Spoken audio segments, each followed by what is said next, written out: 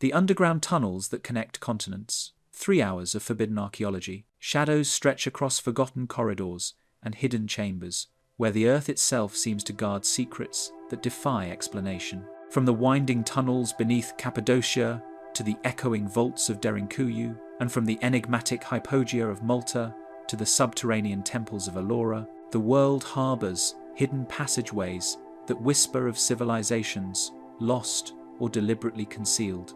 Within these silent depths lie artifacts, human remains, and structures that challenge our understanding of history, revealing knowledge that has been buried, obscured, or erased over time. As we descend into the Earth's secret heart, following labyrinths of stone and salt, caves carved by both human hands and the relentless passage of time, and vaults whose mysteries linger in the dark, each discovery invites questions, hinting at truths that may never fully emerge into the world above. The hidden roads beneath Cappadocia. Deep within the heart of central Turkey, the landscape of Cappadocia unfolds like an unfinished dream, a sea of volcanic stone, carved by centuries of wind, rain, and human hands. Beneath its peculiar pinnacles and honeycombed cliffs lies a secret world that has always resisted complete understanding. Long before modern archaeologists arrived with their instruments and maps, the people of this region whispered of invisible roads stretching below the earth, connecting one forgotten city to another. These stories, once dismissed as folklore, gain weight as underground labyrinths are uncovered. Among these buried marvels, Derinkuyu stands as the most astonishing. Discovered in 1963 when a villager stumbled upon a hidden passage behind his basement wall, it descends more than 280 feet into the volcanic tuff, large enough to shelter over 20,000 people. Entire neighborhoods exist within it: kitchens, stables, churches, even schools, all carved with precision into the soft rock. Air shafts plunge from the surface to the lowest chambers, maintaining ventilation through a network so efficient that even today, air still flows freely from top to bottom. Yet the question that lingers over Derinkuyu is not how people survived there, but why they ever built such immense sanctuaries below the light of day. Mainstream archaeology describes these subterranean cities as refuges, temporary shelters built by ancient Anatolian communities escaping waves of invasion. It is a reasonable explanation, and yet it falters in the face of scale. The passageways stretch for miles, their architecture reflecting centuries of continuous use and planning far beyond what fleeting fear could justify. Beneath Derinkuyu lie tunnels said to lead toward other underground cities like Kaymakla and Ezkonak, their entrances now sealed or lost to time. Explorers report air pressure changes hinting at further caverns beyond official excavations. The Turkish Ministry of Culture recognizes only a fraction of Cappadocia's subsurface world. Out of the hundreds of underground settlements identified, only a few are open to the public. Many remain locked behind iron gates or concealed beneath private land, where permits for exploration are rarely granted. Local archaeologists admit that some tunnels extend beyond the borders of mapped regions, disappearing into layers of volcanic rock that have never been charted. Whether these are simply unexcavated corridors or parts of something deliberately concealed remains unanswered. Surveys noted areas where equipment failed and breathing became difficult for unclear reasons. What makes the mystery of Cappadocia forbidden is not just its inaccessibility, but the quiet resistance that surrounds deeper investigation. In the early 2000s, an engineering team proposed using ground-penetrating radar to map the deeper tunnels linking Derinkuyu and Kaymakla.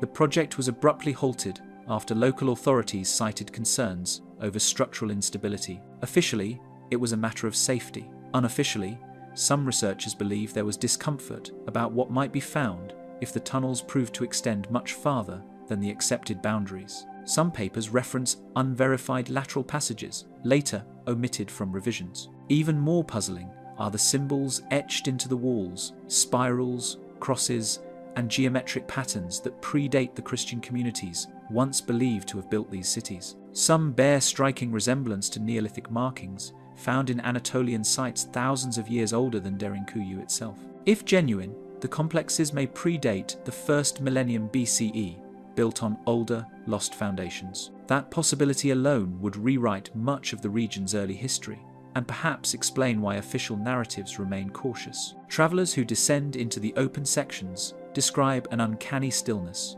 The rock absorbs sound, footsteps vanish almost instantly. Lamps reveal smooth walls where tools have left no visible trace, as though the stone itself had been shaped by something softer than metal. Archaeologists insist this effect comes from natural weathering over centuries of use, but it gives the impression of a place shaped with knowledge, now forgotten. The same precision appears in the massive circular doors stone discs that could roll across passageways to seal entire sections. Each fits so perfectly into its frame that a single person could move it from within, yet it could not be opened from the outside. No one knows who first designed them, or how they were cut from the bedrock without leaving debris behind. To this day, there are areas of Derinkuyu that no visitor or camera has reached. Locked stairways descend into the dark, where modern surveys end, and maps of the lower levels remain incomplete. Documents list 18 levels. Guides whisper of more, descending into heat, silence, and moisture. Some residents claim that when construction projects disturb certain parts of the town above, hollow echoes rise from below, as if the earth were breathing. And beneath that ancient rock, where the air turns cold and the stone grows strange, there may still be tunnels that run farther than anyone dares to follow. The subterranean vaults of Derinkuyu. A villager stumbled across a narrow crack in his cellar. Unaware, it led into one of the most extensive subterranean networks in the world. At first, he thought it was a storage space, but a cool draft hinted at something larger. When authorities arrived to investigate, they discovered a stairway carved into the volcanic tuff, spiraling downward into darkness. Beneath, a vast labyrinth emerged, sheltering thousands, yet largely unexplored, its lower levels forbidden. The first chamber swallowed light, its walls cool and smooth, as though the stone itself had absorbed centuries of silence. Lamps barely illuminated the edges, revealing alcoves and niches that hinted at domestic life. The air was damp and carried a subtle mineral tang, a mixture of centuries-old stone and the faint remnants of fires long extinguished. Even in the areas open to visitors, the corridors constrict suddenly, only to widen into halls that could house dozens of people. Every turn revealed evidence of purpose: storage rooms, stables, kitchens, and places that resembled communal gathering spaces, each carved with precision that modern engineers struggle to replicate. Corridors twist and branch like veins, connecting floors stacked one atop another with a logic that defies conventional planning. Archaeologists have mapped 8 to 10 levels, but rumours and partial surveys suggest additional floors lie sealed below. Some staircases descend into dense rock, stopping equipment and expeditions. Tunnels are often only wide enough for one person to pass, yet they interconnect with expansive halls that feel almost cathedral-like in proportion, suggesting the architects had a vision far larger than the needs of mere survival. Ventilation shafts rise vertically through the tuff, carrying fresh air into the depths, engineered with a sophistication that has puzzled modern engineers. These shafts ensure that even the lowest levels could support life for extended periods. Wells tapped into underground aquifers, providing water without exposing inhabitants to the surface. Some passages contain massive circular stone doors, perfectly balanced to be rolled into place and lock entire floors, leaving no mechanism visible from outside. Scholars remain uncertain how such precision was achieved. Deeper mechanisms remain inaccessible. Each level tells a story: Hittite beginnings, Phrygian expansions, and Christian refuges, yet much remains sealed and undocumented. While Christians used them, the initial construction predates known civilizations. The absence of inscriptions or tools associated with the earliest phases adds to the enigma, implying either a lost culture or knowledge that has vanished entirely from the historical record. Lower chambers show deliberate design to obscure origins, hinting at a complex purpose. Etched spirals and abstract symbols hint at a language older than history, carved in chambers few have seen. Some markings resemble Neolithic motifs, suggesting older foundations. Their significance, decorative, ritualistic, or functional, suggests a continuity beyond comprehension. Sections of the wall show evidence of repeated modifications, as though successive civilizations maintained the tunnels while concealing certain areas from outsiders. Ground-penetrating radar detects anomalies beyond mapped levels, but permission to explore has been consistently denied. Records note sections where instruments failed or oxygen levels dropped mysteriously. Excavation teams have been advised not to proceed, citing both structural safety and the preservation of culturally sensitive areas. Such restrictions have fueled speculation about what lies beyond, whether undiscovered chambers contain treasures, relics, or evidence that challenges accepted timelines of Anatolian history. The air is thick with damp stone, and every echo seems to linger unnaturally, as if the tunnels themselves were aware of intruders. Footsteps vanish into corners, whispers fail to return, and the faintest breeze seems to originate from nowhere. Even guided tours into the upper levels convey a sense that the vaults are larger than any map suggests, a place where human activity is only a faint shadow of the engineers who built it. Researchers speak of a profound stillness that cannot be explained by geology alone, an atmosphere that implies the presence of spaces yet unmeasured and unseen. Locals whisper of hidden corridors stretching beyond the official maps, some connecting to neighbouring towns beneath the Nevşehir plains. Stories tell of sealed floors, ancient mechanisms, and chambers so deep that light from the surface never reaches them. Whether these accounts are myth or memory, they point toward a subterranean network that may extend farther than anyone has dared explore, a testament to a civilization that understood engineering, secrecy, and concealment in ways that modern eyes have yet to fully comprehend. Somewhere below the sealed stone doors, chambers remain untouched, keeping their truths from both history and human curiosity. The depths of Hypogeum Galsaflieni. A single spiral staircase leads down into stone so smooth it seems almost liquid under the touch, swallowing all light as it descends. The air grows cooler with each step, carrying the faint scent of earth and centuries-old dust, a quiet reminder that few have ventured here. Visitors who pass through the narrow entrance immediately sense the weight of history pressing against the walls, as though the hypogeum itself is aware of their presence. Echoes bounce unnaturally, and shadows cling, making chambers feel alive with ancient memory. The upper chambers open into a series of rooms, carved with niches and latticed walls, their arrangement deliberate yet unfathomable. Rooms are proportioned with smooth stone and curved ceilings, creating an organic flow. Niches that may have once held objects or ritual items remain empty, yet their placement suggests a symbolic or functional logic lost to time. No natural fractures explain the precision, suggesting knowledge beyond modern understanding.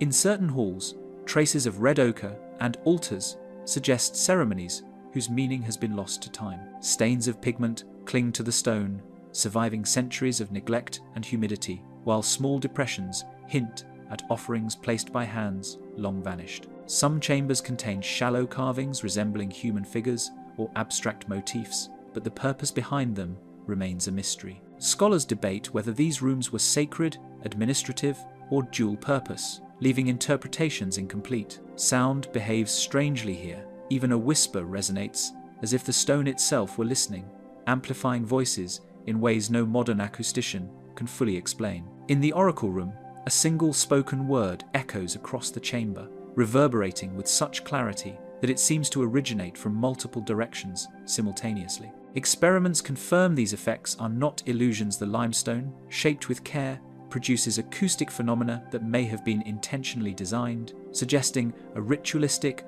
or ceremonial use for sound that has never been fully decoded. Deeper still, the lower sanctuaries are accessible only through narrow shafts, some blocked or sealed, hinting at spaces no visitor has ever entered. Archaeological reports describe chambers beneath the main floors that contain features unlike the upper rooms: low, compressed passageways, small niches, and walls whose carvings are more intricate, almost hieroglyphic in their abstraction. Access is limited to preserve structural integrity, leaving these levels shrouded in mystery. Whatever activities took place here were deliberately isolated, their secrecy enforced by both stone and the natural difficulty of descent. Skeletal remains lie in carefully positioned clusters, some interred with offerings, yet their arrangement raises questions that archaeologists dare not fully answer. Human bones are stacked, layered, and oriented with attention to alignment and proportion, suggesting a funerary practice far more sophisticated than simple burial. Their number and placement imply ritual understanding unparalleled in Neolithic Europe. Corridors beyond the oracle room remain closed, fragile walls threatening collapse, their secrets preserved behind locked gates and restricted permits. Conservation efforts prevent intrusion, but the barriers themselves add to the aura of forbidden knowledge. Scholars who have been granted rare access describe a growing sense of unease in these lower passages, as if the architecture is deliberately shaping the experience of the visitor, guiding them towards certain spaces while concealing others. The hypogeum's design feels intentional, not merely practical, hinting at purposes long erased from collective memory. Measurements reveal astonishing precision. Doorways, chambers, and passageways align with angles and distances that defy simple explanation for Neolithic builders. Certain walls are oriented towards celestial events, though their exact significance remains debated. The care taken to carve stone so uniformly in spaces otherwise difficult to access raises questions about the builder's tools, knowledge, and motivation. Every detail seems designed to endure, as though the structure itself were a vessel for secrets meant to survive millennia untouched. Despite decades of study, modern researchers can only access a fraction of the hypogeum, leaving vast portions as forbidden territory, guarded against disturbance. Environmental concerns, fragile walls, and delicate artifacts limit the possibility of full exploration. Some chambers may have been intentionally sealed by the original builders, preserving rites, knowledge, or objects that were never intended for public eyes. As the lower levels extend into shadow, the hypogeum becomes less a site of discovery and more a silent guardian of enigmas that have resisted both time and scholarship. In the hypogeum's deepest recesses, past chambers no living person has entered, the hypogeum retains truths that may never be spoken above ground. The catacombs of Malta, a narrow doorway carved into the limestone, leads into darkness, where shadows cling to walls lined with ancient burial niches. The moment one steps inside, the air cools sharply, carrying the scent of earth and centuries-old stone. The first chamber stretches into gloom, revealing rows of shallow recesses where the dead were placed with care, each hollow a silent witness to rituals long vanished from memory. Even the faintest light seems to recoil, leaving only impressions of carved stone and the sense that these passages have absorbed countless secrets. Twisting and intersecting, the corridors form a labyrinth that disorients the unprepared visitor and conceals its secrets at every turn. Narrow passageways suddenly expand into halls, only to branch again into tunnels that vanish into darkness. Some walls bear markings so subtle they are almost invisible, while others are perfectly smooth, as if deliberately stripped of detail. The layout confounds mapping efforts, leaving archaeologists to speculate whether the arrangement was intended to protect sacred knowledge, prevent desecration, or perhaps serve a function lost to time. Rows of tombs, carefully chiseled into the rock, reveal centuries of funerary practices and the devotion of those who prepared the dead for the afterlife. Each niche is shallow yet meticulously finished, and some were found containing remnants of wooden coffins or pottery vessels. Layers of burials accumulate in certain chambers, with evidence that successive generations reuse spaces while respecting prior interments. The precision of these arrangements suggests a cultural emphasis on both order and secrecy, as if the dead were being preserved not only physically, but spiritually. Symbols etched above the burials, from simple crosses to enigmatic inscriptions, hint at beliefs and rites that modern scholarship struggles to fully decode. Some carvings correspond to Christian iconography, while others remain indecipherable, consisting of geometric patterns or abstract motifs. Archaeologists have noted that the placement of symbols often aligns with particular clusters of burials, suggesting a ritualistic intention that is still poorly understood. These markings evoke questions about who had access to such knowledge and what they hoped to conceal from those above ground. Beyond the chambers open to the public, collapsed or sealed passageways descend further into forbidden territory, their contents preserved by inaccessibility. These lower levels, reachable only through narrow shafts or fragile tunnels, resist modern exploration. Some are blocked by centuries of rockfall, while others are intentionally closed to protect fragile structures or human remains. The inaccessibility of these areas adds to their mystique, leaving open the possibility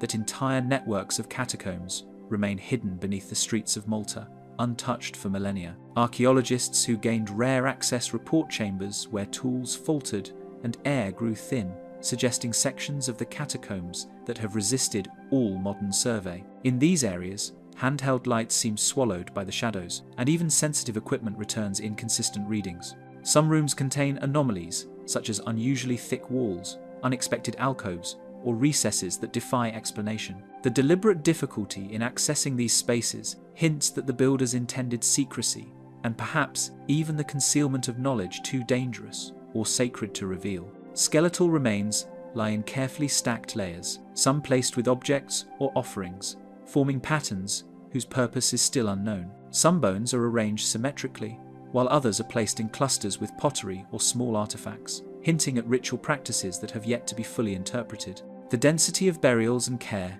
in their placement suggests a deliberate design meant to convey meaning or ensure a continuity of tradition that modern eyes can barely perceive. Each chamber speaks not just of death, but of secrecy, devotion, and the unbroken intent to protect knowledge over centuries. Ventilation shafts and interconnecting corridors demonstrate the ingenuity of ancient builders, maintaining airflow and access across levels that stretch far beneath the streets above. The design is both functional and subtle, ensuring that lower chambers remained habitable and secure without exposing them to the surface. The sophistication of these solutions, combined with the complex layout, suggests a culture capable of extraordinary planning, yet whose full intentions have been obscured by time, collapse, and deliberate restriction.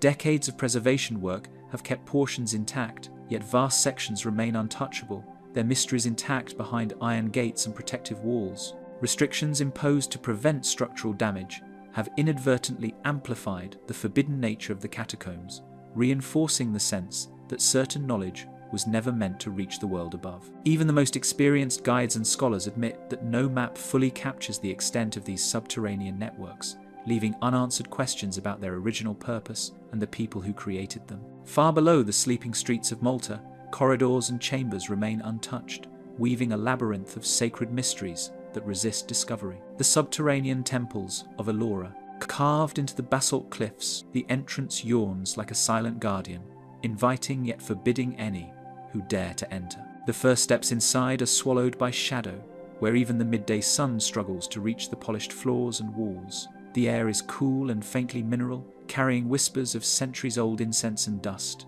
Visitors often pause, overwhelmed by the scale and intricacy, sensing that this is no ordinary place, but a deliberate fusion of devotion, secrecy, and architectural mastery.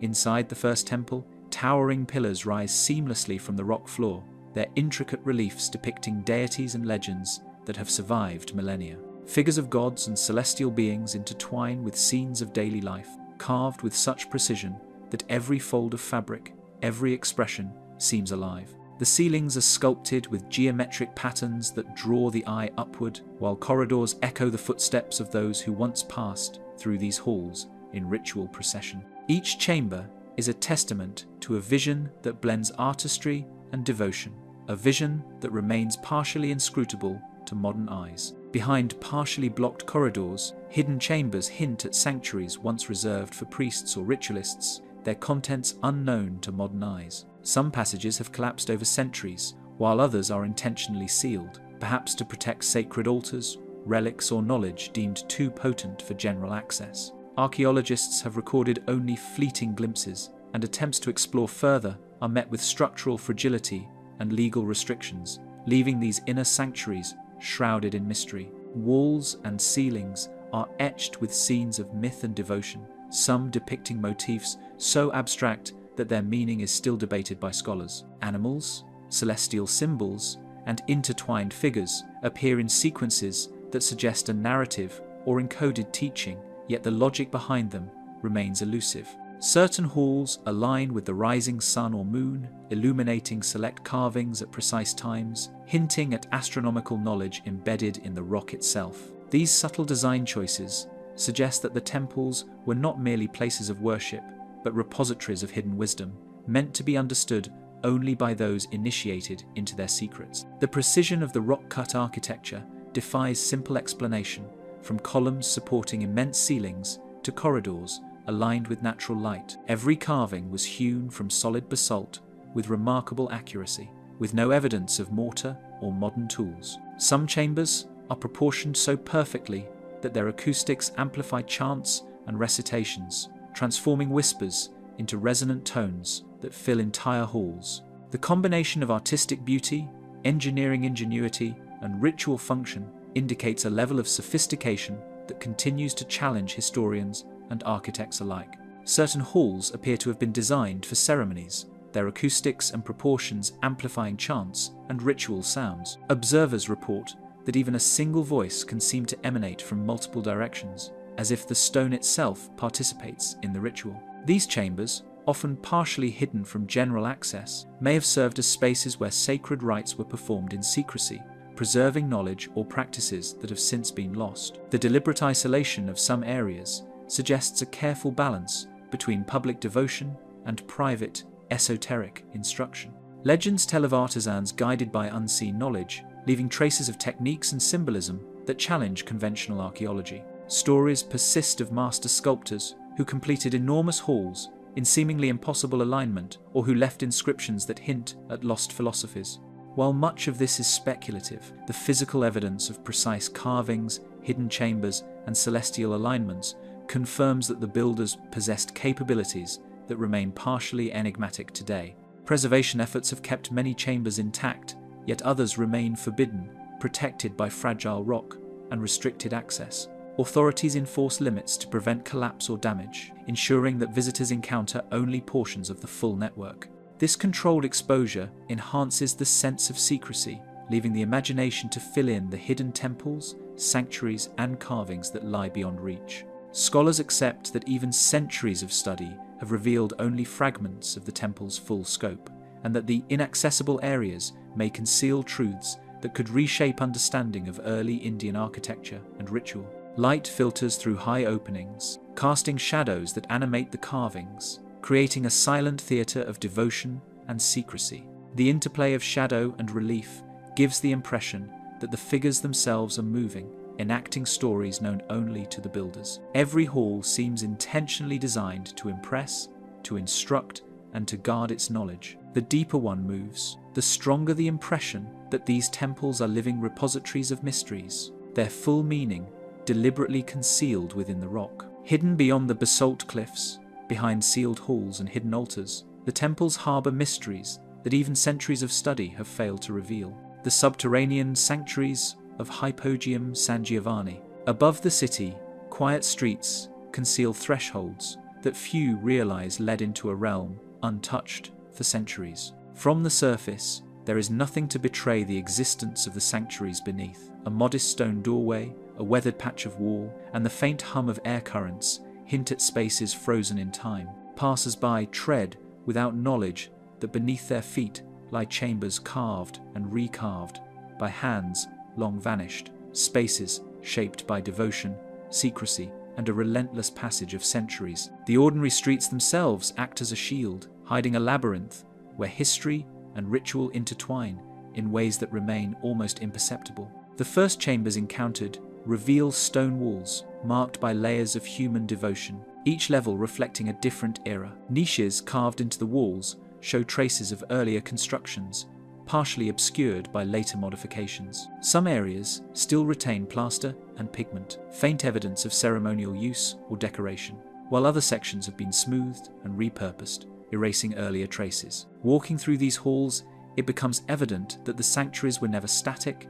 They were living spaces, continuously shaped and reshaped, each generation leaving a mark, yet carefully preserving certain aspects of the past. Intricate carvings tell stories that blend faiths and epochs, some symbols still defying interpretation. Crosses and Christian iconography coexist with spirals, geometric motifs, and abstract patterns, whose meaning scholars can only speculate upon. Certain walls seem to encode knowledge deliberately, with recurring symbols appearing in clusters or precise alignments. It is as if the builders intended the messages to be partly concealed, readable only to those who understood the language of the sanctuaries, while others would glimpse them as little more than decoration. Tiered ossuaries and ceremonial artifacts suggest practices repeated across generations, carefully preserved by those who came before. Skeletal remains are stacked and arranged in patterns that indicate reverence and continuity, sometimes accompanied by pottery, amulets, or other small objects. The careful layering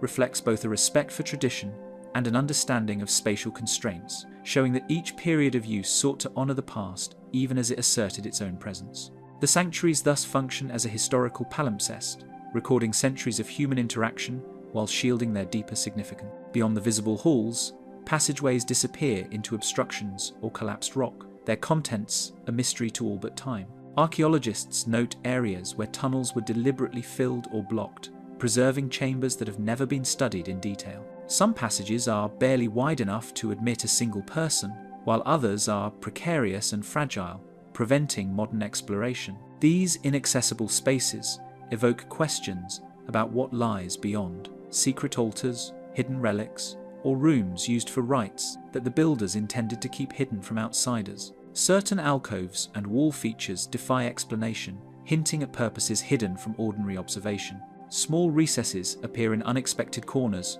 shallow pits interrupt the smooth floors, and walls sometimes show patterns that do not correspond with burial or ritual practices. While some anomalies may be functional, others resist logical explanation, suggesting a level of intentional secrecy. Visitors cannot help but sense that the sanctuaries were designed to conceal as much as they revealed, blending architecture, ritual, and mystery into a single, enigmatic whole. Evidence of continual reuse shows human hands shaping, reshaping, and sometimes concealing the sanctuaries over centuries. Some chambers bear traces of earlier niches that were later removed or modified. Doorways were shifted, walls were partially dismantled, and ceilings lowered in certain areas, creating a labyrinthine complexity that obscures the original layout. These alterations indicate not only practical adaptation, but a deliberate effort to protect the sanctuary's secrets, leaving fragments of older eras visible only to the attentive eye. Modern preservation restricts access to fragile areas, maintaining the sanctity of spaces that could not withstand intrusion. Barriers, reinforced supports, and careful monitoring prevent collapse, but they also limit understanding, leaving vast portions unexamined. Even scholars must accept that their knowledge is partial. The true extent of the sanctuaries, the full array of carvings, and the secrets of certain chambers remain inaccessible. This enforced limitation amplifies the sense of forbidden knowledge, as centuries of care and concealment continue to shape what is visible and what remains hidden.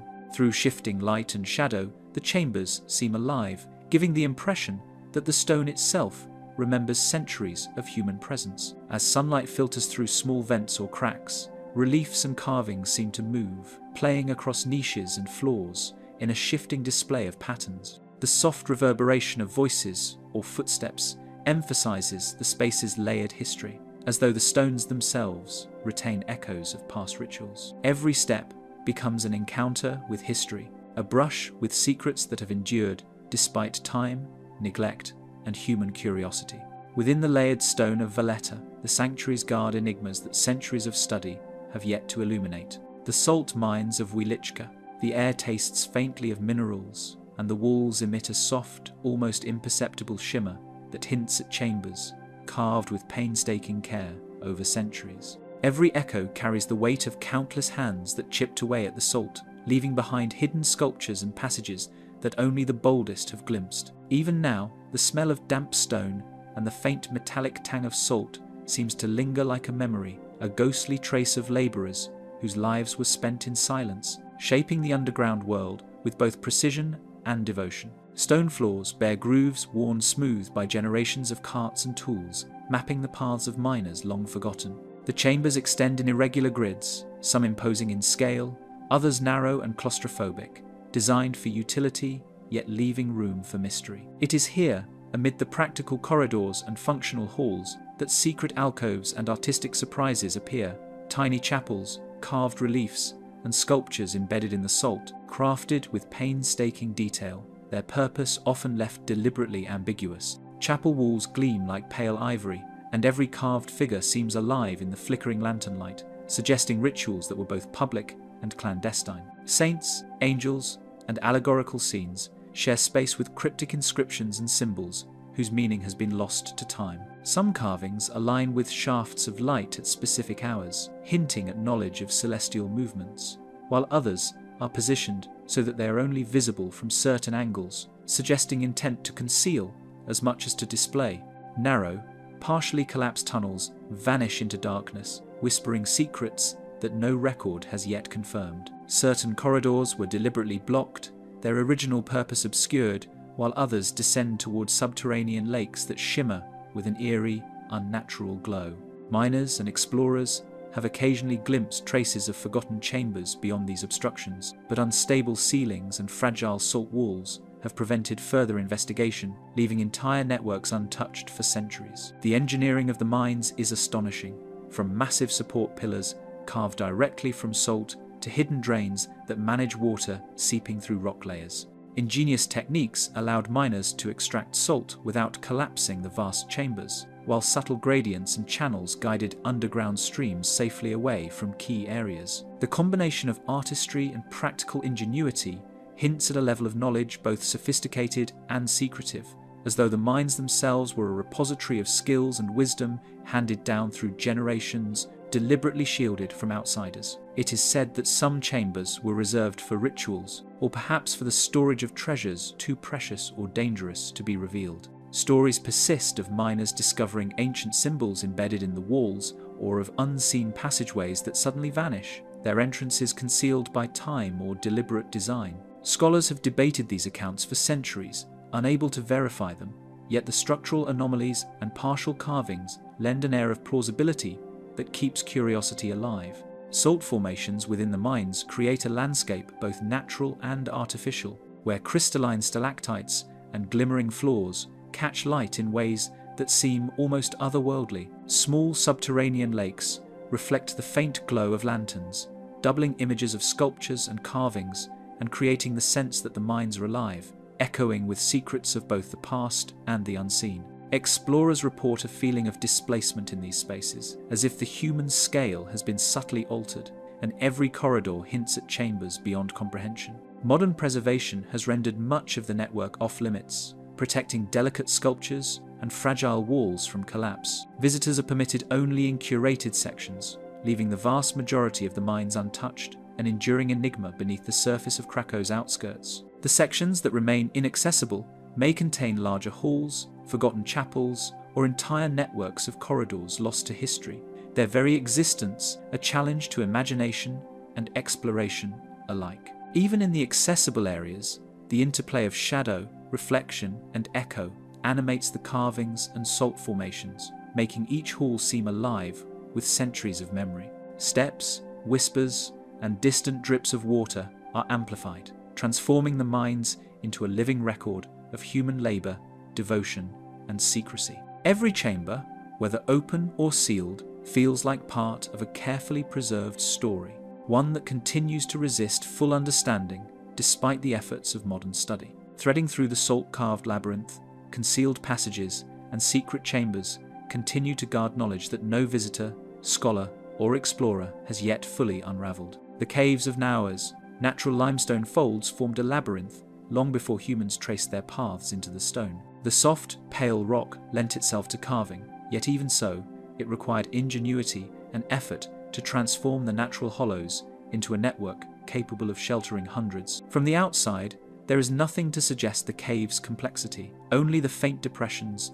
and subtle openings hint at a vast interior shaped over centuries. The interplay of natural formation and human hands created a space where survival, secrecy, and ingenuity merged into a single, enduring enigma. Early galleries stretch in angles both practical and deliberate, revealing a pattern of careful expansion. Passages branch unpredictably, yet they demonstrate a coherent understanding of structure, ventilation, and movement. Rooms vary in size, from low, intimate chambers to expansive halls with vaulted ceilings, suggesting different purposes: storage, habitation, or ceremonial use. The limestone walls retain faint tool marks, evidence of generations chiseling, shaping, and enlarging spaces to suit changing needs. Blocked corridors and narrow shafts hint at hidden chambers never fully explored or documented. Some passages were intentionally filled with rubble or bricked over, concealing their contents from prying eyes. Others narrow suddenly, forcing visitors to crouch or squeeze through spaces where light struggles to penetrate. Archaeologists suspect that many of these secret areas were designed to hide valuable objects, provide safe vantage points, or serve as escape routes, their true function remaining uncertain. Walls bear centuries of graffiti, sketches, and symbols left by those who sought refuge in silence. Names, dates, and crude depictions of animals and weapons coexist with enigmatic shapes whose meaning is lost to time. Each mark tells a story of fear, hope, or defiance, a human record etched into stone in moments of tension or desperation. The accumulation of markings across centuries transforms the caves into a layered diary of hidden lives, each generation leaving a trace for the next. During medieval sieges and wartime upheaval, the caves sheltered families and soldiers, their presence leaving subtle yet telling traces. Remnants of rudimentary hearths, storage pits, and even crude sleeping platforms suggest long-term habitation. Documents and oral histories describe entire communities retreating into the caves to escape invaders, while soldiers reportedly stored weapons and munitions in chambers whose entrances were deliberately concealed. The cave's role as a sanctuary repeatedly reinforces the sense of secrecy embedded in their design. Stairways, ventilation shafts, and reinforced walls speak to an ingenuity that transformed natural formations into fortified sanctuaries. Air shafts cut through the limestone ensured circulation even in the deepest galleries, while cleverly designed exits and hidden doors allowed for discreet movement. The combination of practicality and foresight implies that those who expanded the caves were not merely reacting to immediate threats, they were planning for long-term resilience in a constantly shifting world. Certain rooms defy explanation, their size, placement, or construction suggesting purposes that remain obscure. One hall, unusually wide for its depth, bears no obvious traces of habitation or storage, and its walls contain markings unlike any elsewhere in the network. Another chamber features a series of niches arranged in patterns that hint at a function now forgotten, perhaps religious or symbolic. Archaeologists can only speculate, and the lack of surviving documentation amplifies the mystery. Thanks to modern efforts, delicate chambers are preserved, though the full extent of the network remains largely inaccessible. Wooden walkways and reinforced barriers guide visitors through the safest areas, yet many corridors and chambers are closed, their fragile ceilings and narrow shafts too unstable for exploration.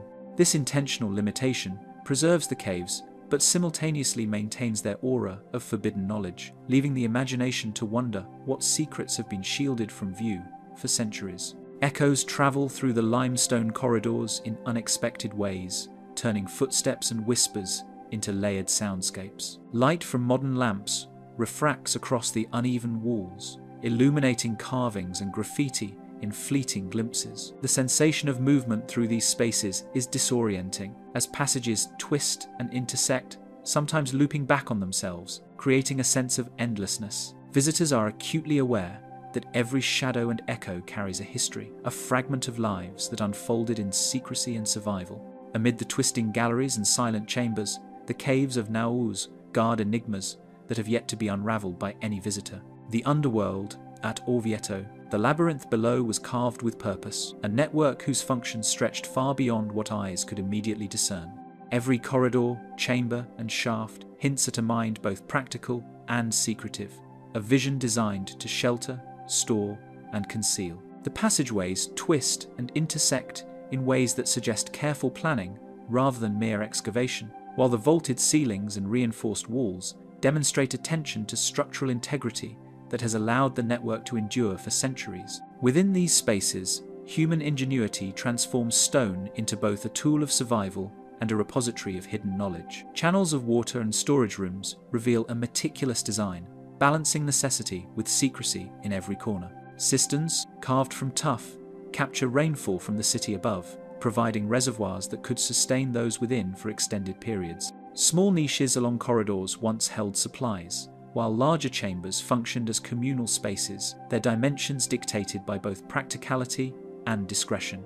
The careful alignment of tunnels ensures that water flows naturally, while narrow corridors mask the true scale of the network, concealing the extent of its chambers from casual inspection. Defensive chambers and hidden shelters speak to a community prepared for threats both known and unknown. Some rooms are partially concealed behind false walls or reachable only through narrow, winding passages, suggesting that occupants could evade invaders or surveil entrances unseen. Evidence of wooden barriers, reinforcements, and hatches further indicates a society that viewed the underworld not merely as storage, but as a refuge, a place to retreat when the streets above grew dangerous. Secret staircases and concealed workshops suggest that some knowledge was meant for the few, never the many. Rooms carved in the Renaissance period exhibit a precision and style distinct from earlier tunnels, indicating successive generations adapting the network to evolving needs. Small alcoves contain traces of workbenches, tools, and craft spaces, revealing that the underworld was as much a place of creation as of concealment. The existence of these chambers hints at activities that were deliberately hidden, whether for security, secrecy, or the safeguarding of forbidden knowledge. Ingenious wells and air shafts testify to a mastery of underground engineering that remained invisible above ground. Ventilation shafts, carefully placed, allow for the circulation of air, preventing stagnation and enabling long-term habitation. Narrow shafts connecting chambers provide both emergency exits and means of discreet communication, showing an understanding of space, airflow, and human movement that anticipates the needs of those dwelling within. The entire system demonstrates a blend of practicality and foresight, a subterranean city crafted with both survival and secrecy in mind. Walls are marked with symbols and inscriptions, a silent dialogue left by those who navigated the passages centuries ago. Some are dates or names, scrawled with tools or charcoal, while others are cryptic symbols that defy clear interpretation. Scholars have debated the significance of these markings for decades. Some suggest they served as messages to allies, instructions for safe passage, or even mystical notations. Regardless of their purpose, the inscriptions give the stone a human presence, connecting modern observers to hands and minds long vanished. Collapsed corridors and bricked-over rooms hint at secrets deliberately removed from view, their purpose is lost in time. Certain passages vanish abruptly, blocked by rubble or intentionally sealed masonry. Archaeologists and explorers have speculated about what lies beyond these obstacles: storage rooms of forgotten artifacts, hidden chambers for defense, or even ritual spaces whose existence is hinted at only by structural anomalies. The mystery persists because access is physically dangerous or forbidden, leaving questions unanswered and speculation unrestrained. Preservation today keeps much of the network off limits, leaving the majority of chambers unexplored and enigmatic. Modern interventions include reinforced walkways, restricted entry points, and careful monitoring of structural stability, ensuring that the fragile corridors endure for future generations. Yet these same measures preserve the unknown, leaving much of the underworld intact, a reminder that some secrets are never meant to be fully revealed, and some spaces are eternally reserved for the past rather than human curiosity. Every echo, every flicker of light transforms ordinary halls into spaces charged with the presence of countless unseen hands. Footsteps reverberate along limestone walls, and distant drips of water create a soundscape that seems almost conversational, as though the tunnels themselves remember the movement and breath of centuries of occupants. Shadows stretch across carvings and inscriptions, animating walls with fleeting glimpses of history, and the interplay of light, sound, and stone gives the network a life of its own, independent of those who traverse it. Among the labyrinthine passages of Orvieto's underworld, chambers remain that no visitor, scholar, or explorer has yet fully understood, guarding secrets that time has deliberately concealed. The hidden corridors of Jerusalem. Few ever glimpse the entrances, and fewer still know the full extent of the hidden corridors winding beneath the city. These passageways stretch like a secret underworld, carved through layers of stone that have borne the weight of countless generations above. Their existence has long been whispered in scholarly circles and local legend, yet most remain closed to the public, their routes unmapped and their chambers unexplored. The labyrinth is neither uniform nor simple. It shifts in width and height, rises and falls unpredictably, suggesting that each segment was crafted for a specific purpose, whether water management, shelter, or concealment. From the living rock, tunnels emerge that display the cleverness of early engineers, shaping watercourses and hidden retreats. Some follow the contours of natural fissures in the bedrock, while others are meticulously excavated straight and narrow, demonstrating precise knowledge of structural stability. Ancient aqueducts bring water from distant springs, their channels cleverly angled to maintain flow over long distances. Storage niches, recesses, and small chambers hint that the network was also intended to house goods, people, or both, creating a self-contained environment that could sustain life below the bustling streets above. Small chambers and niches hint at hidden rituals, spaces where devotion was practiced away from prying eyes. Scholars have identified areas where faint traces of incense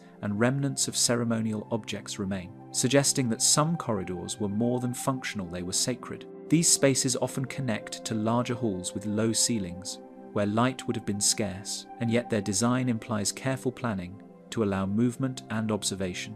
The passages thus serve as both refuge and clandestine place of spiritual expression, layered with meaning that has largely been lost over the centuries. During medieval sieges, passages became escape routes and defensive refuges designed for those who needed secrecy more than comfort. Narrow staircases and hidden doors enabled residents to flee from invaders or move supplies unseen, while some chambers were reinforced to withstand long periods of confinement. Oral histories and records speak of entire households retreating into these tunnels during periods of unrest, and of secret councils and meetings taking place in spaces that remain concealed to this day. The combination of practicality and foresight imbues the corridors with a quiet, enduring tension. The city above and the labyrinth below intertwine, creating layers of passageways that sometimes intersect in unexpected ways. Excavations reveal that new tunnels were often integrated with older structures,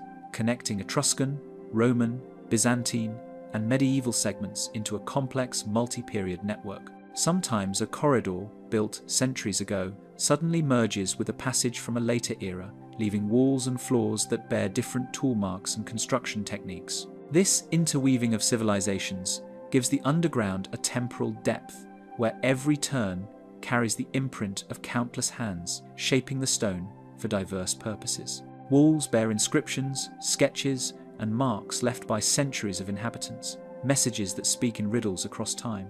Names, dates, and crude symbols mingle with cryptic carvings that defy clear interpretation. Some appear to mark routes or boundaries, while others may have served as warnings, spiritual signs, or even codes for those initiated in the tunnel's secrets. These marks transform the corridors into a human record etched in stone, a continuous dialogue that links all who moved silently through the underworld.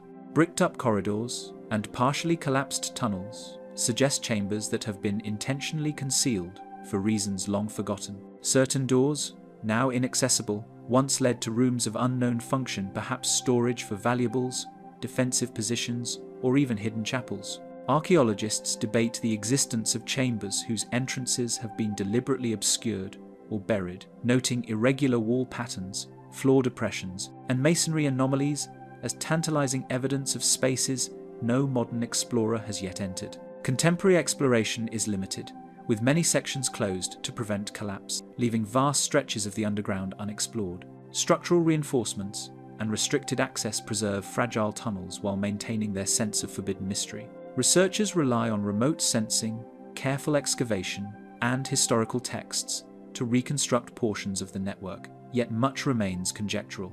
The inability to fully access or map the corridors keeps the secrets of Jerusalem's underworld alive, guarded by time, stone, and human caution.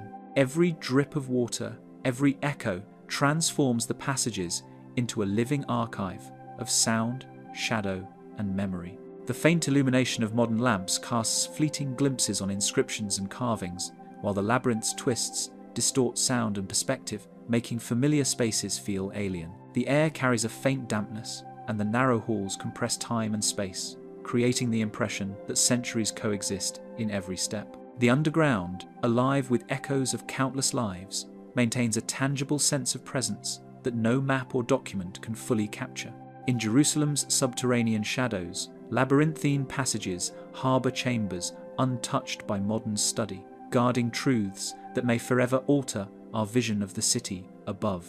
The secrets beneath Teotihuacan, beneath the vast terraces of Teotihuacan, tunnels extend into shadows untouched for centuries, holding secrets that challenge every assumption about the city above. These passageways, hidden beneath the monumental Pyramid of the Sun and the Pyramid of the Moon, were long buried by centuries of debris and volcanic sediment, only partially revealed through careful excavation. The labyrinthine network conveys a sense of deliberate concealment, as if the builders intended some knowledge to remain beyond reach, shielding it from casual view, while embedding meaning in every cut of stone. The passages, carved with precision into volcanic rock, demonstrate a technical skill that rivals the monumental pyramids they lie beneath. Walls are straight and smooth in some tunnels, while others twist unpredictably, reflecting an understanding of both natural rock formations and structural integrity.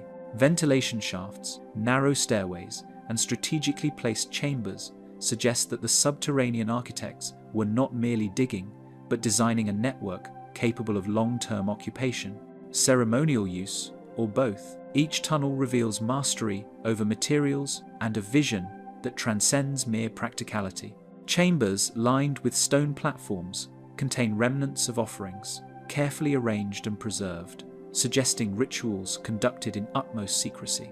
Small caches of obsidian blades, clay figurines, and ceramic vessels indicate deliberate placement, perhaps as part of ceremonies now lost to history. Archaeologists have noted the symmetry and orientation of some offerings, implying that placement was meaningful, not arbitrary, and that these spaces were intended for ritual acts concealed from the bustling city above. Some tunnels align with the rising sun or with celestial markers, hinting at an astronomical purpose that remains largely speculative.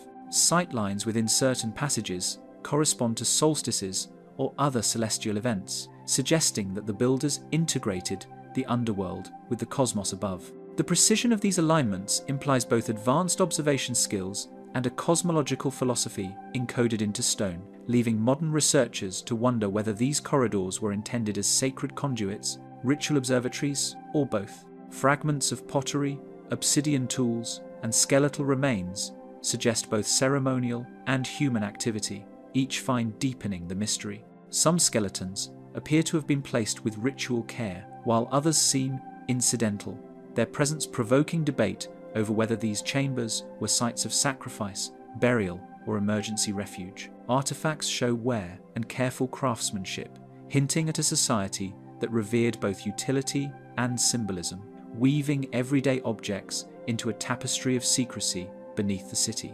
Bricked-up sections and partially collapsed corridors preserve areas that archaeologists have yet to enter, leaving questions unresolved. Irregular masonry, abrupt dead ends, and sealed stone doors hint at chambers whose purposes were deliberately concealed. Scholars debate whether these hidden rooms held sacred objects, strategic resources, or symbolic constructions meant to remain hidden for centuries, a deliberate act of forbidden design that continues to resist interpretation. Unexplained depressions, tunnels that terminate abruptly, and walls with unknown markings resist interpretation, provoking endless debate. Some surfaces display carvings that do not resemble any known Teotihuacan iconography, while small depressions in floors may have served as bases for ritual objects or structural features now lost. Each anomaly intensifies the sense that the underworld was not only functional, but deliberately enigmatic, crafted to protect knowledge from those not initiated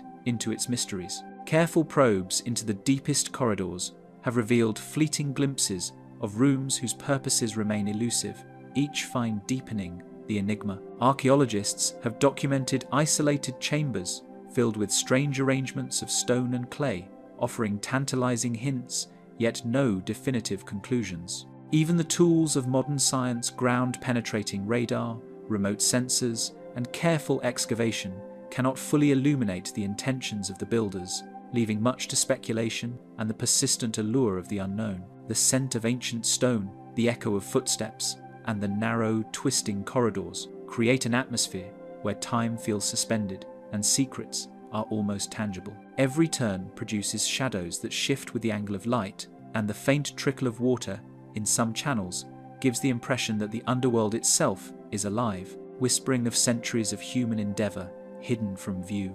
The layering of architecture, ritual objects, and human activity imbues the subterranean passages with a presence that is both physical and spiritual, offering visitors a direct encounter with the intentions of an ancient civilization. Buried under the ancient city, untouched chambers lie in silence, holding secrets that have resisted every attempt at understanding. The tombs beneath Palenque, a carved doorway at the base of the Temple of the Inscriptions, offered the first hint that something extraordinary lay beneath the surface, concealed from all but the most careful observers. For centuries, the temple drew pilgrims and scholars, yet its subterranean secrets remained overlooked. Only careful excavation revealed hidden chambers, where the architecture seemed designed to guide or mislead.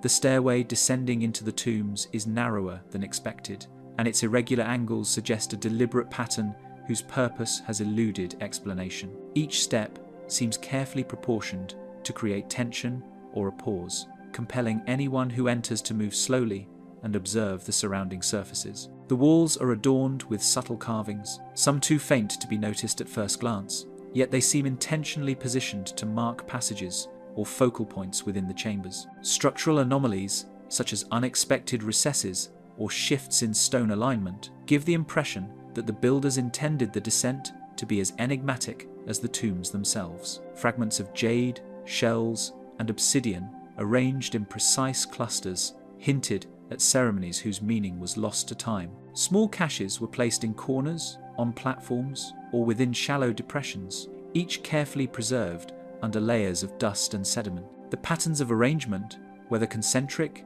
linear, or seemingly random, suggest knowledge of ritual or cosmic symbolism that modern interpretation can only partially reconstruct. Glyphs etched into the walls tell fragments of a story, yet entire sequences are missing or obscured, leaving gaps that no scholar has fully decoded. Figures of rulers, gods, and celestial motifs are rendered in detail, yet interruptions in the inscriptions leave critical passages incomprehensible. Certain symbols appear only in hidden chambers or behind stones that were intentionally shifted, suggesting that full understanding was meant to be restricted to the initiated. Even the most experienced epigraphers find themselves questioning whether these gaps represent lost knowledge or deliberate concealment. Patterns in the floor tiles and ceiling carvings appear to echo celestial movements, though their exact interpretation remains a matter of debate. Some chambers align with solstices or equinoxes, directing sunlight into hidden alcoves for brief, dramatic illumination. Other rooms seem oriented to correspond with the motion of planets or the stars, although definitive evidence of astronomical calculation remains elusive. Some chambers remain sealed with tightly fitted stone blocks, while other walls show signs of deliberate alteration, as if portions of the tomb were hidden intentionally. In certain cases, the stone bears chisel marks inconsistent with standard construction, implying that walls were moved or reconstructed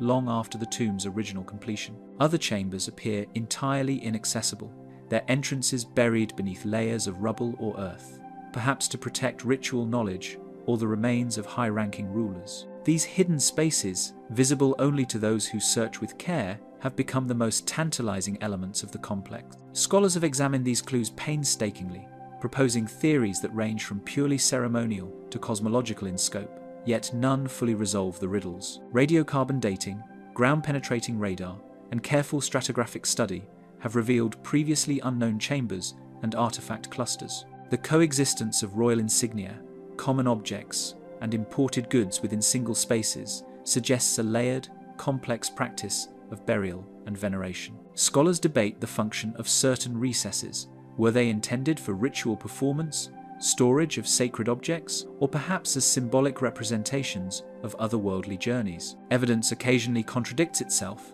A tomb containing royal insignia may also hold objects from distant regions, raising questions about trade, conquest, or ritual borrowing. In some chambers, placement of artifacts defies conventional patterns of Mesoamerican burial, suggesting that knowledge of these tombs' purpose may have been restricted to a select few, intentionally obscured from the wider populace. The smell of damp stone, the flicker of torches, and the echo of footsteps create a sense of moving through a space where every object is a clue and every shadow a potential secret. Light illuminates only portions of carvings or offerings at a time, forcing visitors to search carefully for details, much like the archaeologists who first explored these hidden chambers. The interplay of material, spatial, and symbolic elements makes the tombs feel alive, as if the walls themselves are guiding the observer through a story only partially visible, hinting at knowledge too profound or dangerous to be revealed entirely. The tombs of Palenque's temples endure as enigmas, guarding riddles and secrets that may never yield to human understanding.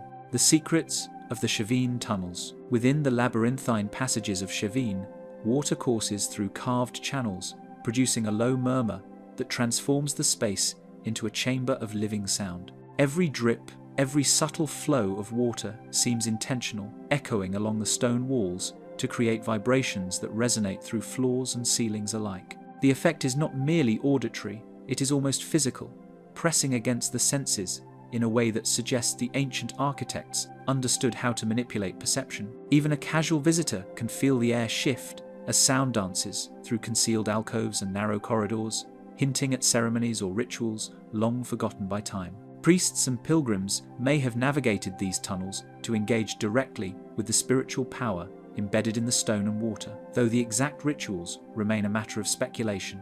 Some corridors align with ceremonial plazas above, indicating that movement through the subterranean galleries was as much part of the ritual as the spaces themselves. The tunnels appear to guide participants along precise paths, where each turn, each echo, may have been intended to provoke awe, reflection, or even disorientation, leaving the uninitiated unaware of the full meaning encoded in the subterranean network. Intricate reliefs cover the walls, depicting jaguars, serpents, and hybrid figures that hint at religious cosmology and ceremonial purpose. The artistry is precise and symbolic. Serpents intertwine with abstract motifs, jaguar figures loom with exaggerated features, and anthropomorphic faces peer from hidden corners. Some carvings are intentionally placed in narrow recesses or along water channels, causing reflections and shadows that enhance their presence. These motifs seem to communicate more than mere decoration.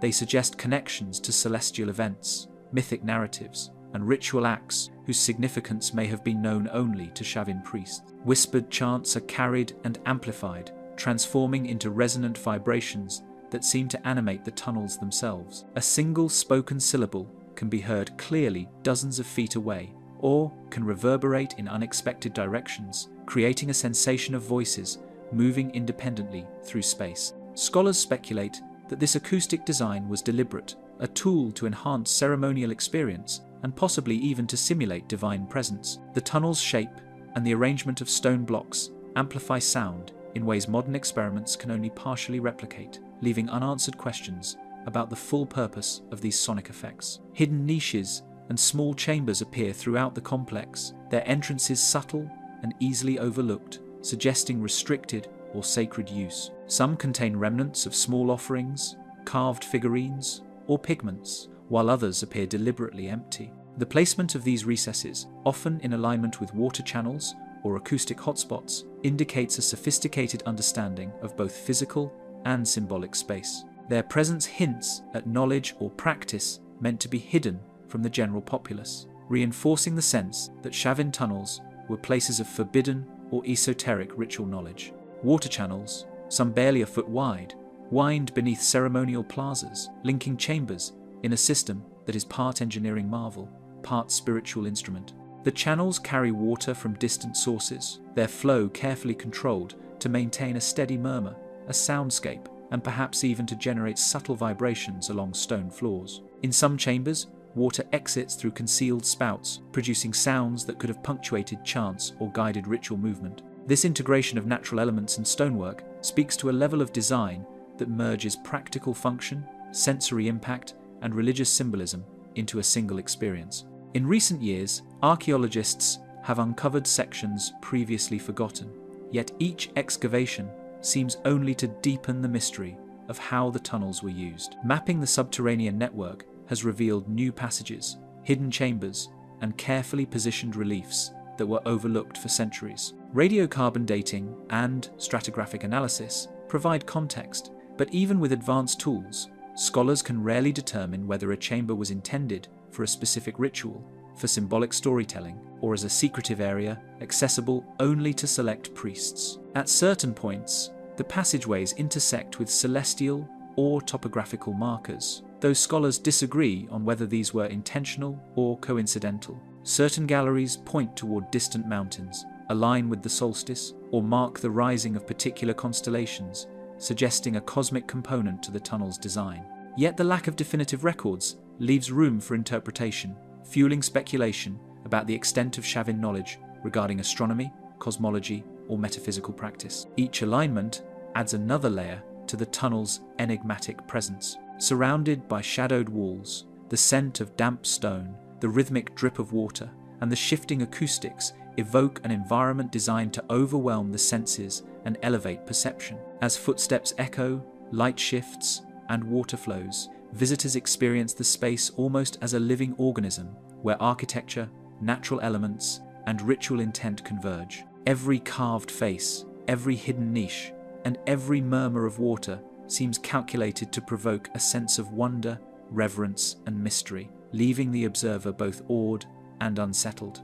Passageways etched in stone persist as conduits of sound, ritual, and secrecy, their full purpose remaining an enigma that even the most determined explorer cannot fully unravel. The subterranean network of Cusco. A sudden collapse near an old plaza revealed a narrow passage, hinting at a forgotten artery of the city that had gone unnoticed for centuries. Locals recalled only whispered stories of hidden chambers, yet the opening offered a glimpse into a world built parallel to the streets above, where stone walls carried the weight of both earth and history. The passage was dark, damp, and surprisingly narrow, yet every step revealed signs of careful human design.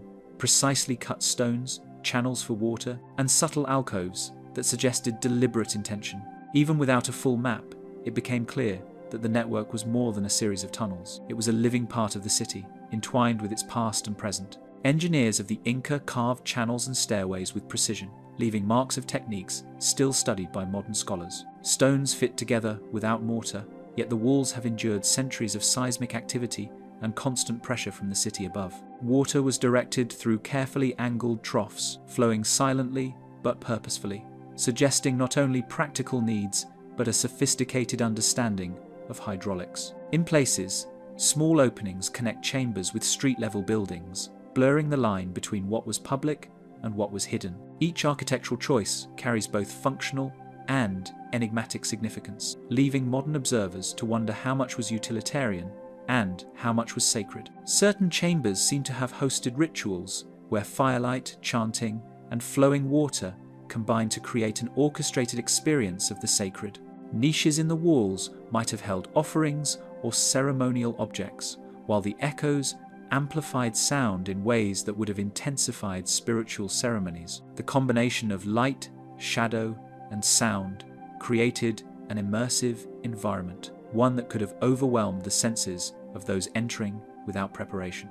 Some carvings depict abstract symbols, jaguar motifs, or geometric patterns, hinting at cosmological or religious meaning that is still not fully understood. Throughout the city, streets and plazas conceal the tunnel's paths, linking above-ground life to a hidden subterranean web of movement and purpose. In some cases, steps lead directly from public plazas into narrow galleries. In others, tunnels run beneath residential foundations, entirely invisible to the people walking above.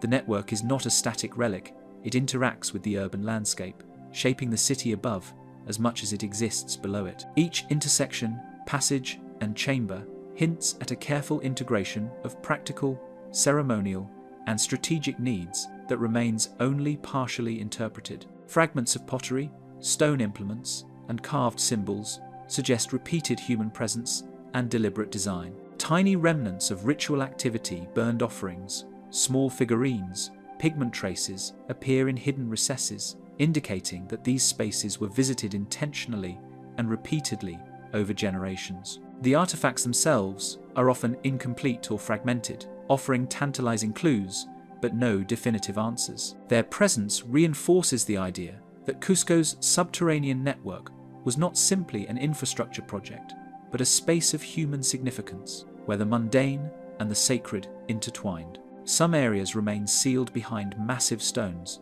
their entrances forgotten or intentionally concealed to restrict access. The reasons for these closures are unknown. Perhaps they were emergency storage rooms, sacred chambers, or secret passages meant to protect important materials or individuals. Archaeologists have tried to open a few, but heavy stones and collapsed debris have made access nearly impossible. The very act of sealing these chambers adds another layer to the mystery, suggesting that secrecy was as integral to the network as the stonework itself. Scholars debate whether the passages served primarily for spiritual rites, clandestine storage, or emergency escape routes. Some argue that the elaborate hydraulic systems indicate ritual purification, while others point to strategic design for moving goods or people discreetly. Still others note the overlapping functions, where a single chamber might serve both ceremonial and practical purposes, depending on the season or circumstance. The lack of written records from the Inca themselves leaves interpretation open. and each theory adds a new dimension to the tunnel's enigmatic nature. Modern exploration has uncovered sections partially blocked by rubble, leaving only tantalizing glimpses of the full network. Mapping efforts reveal that the passages extend far beyond what was initially expected, curving beneath major plazas and into neighborhoods that date to different historical periods. Investigators must work carefully, as the tunnels are fragile and easily destabilized.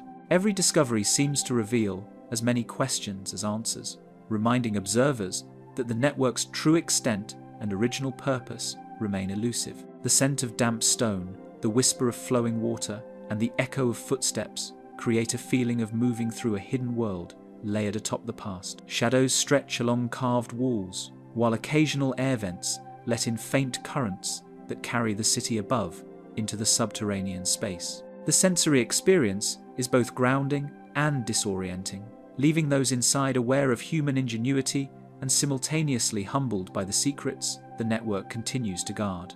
And through Cusco, the subterranean network endures as a living mystery, carrying echoes of its builders' secrets into the present day.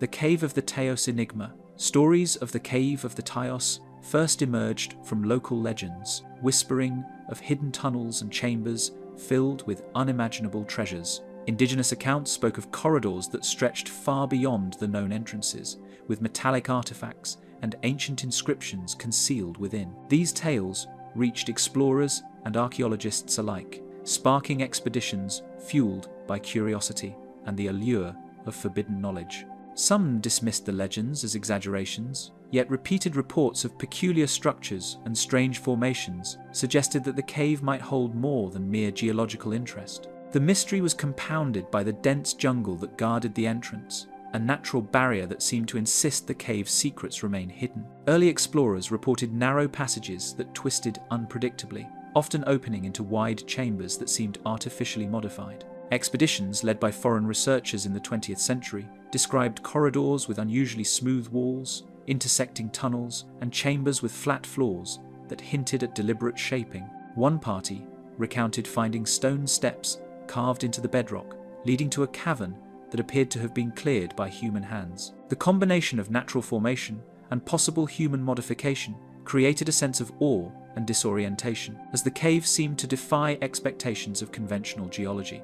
The geology of the cave presents unusual features: smooth walls, mysterious depressions, and tunnels that defy natural erosion patterns. The rock itself, primarily sandstone, shows evidence of both natural weathering and seemingly intentional shaping, with some chambers polished to an unexpected sheen. Pools of water gather in depressions that appear deliberately dug, while narrow shafts connect chambers in ways that make little sense for simple drainage. These formations challenge assumptions about the cave's origin, suggesting a level of engineering or labor that remains unexplained.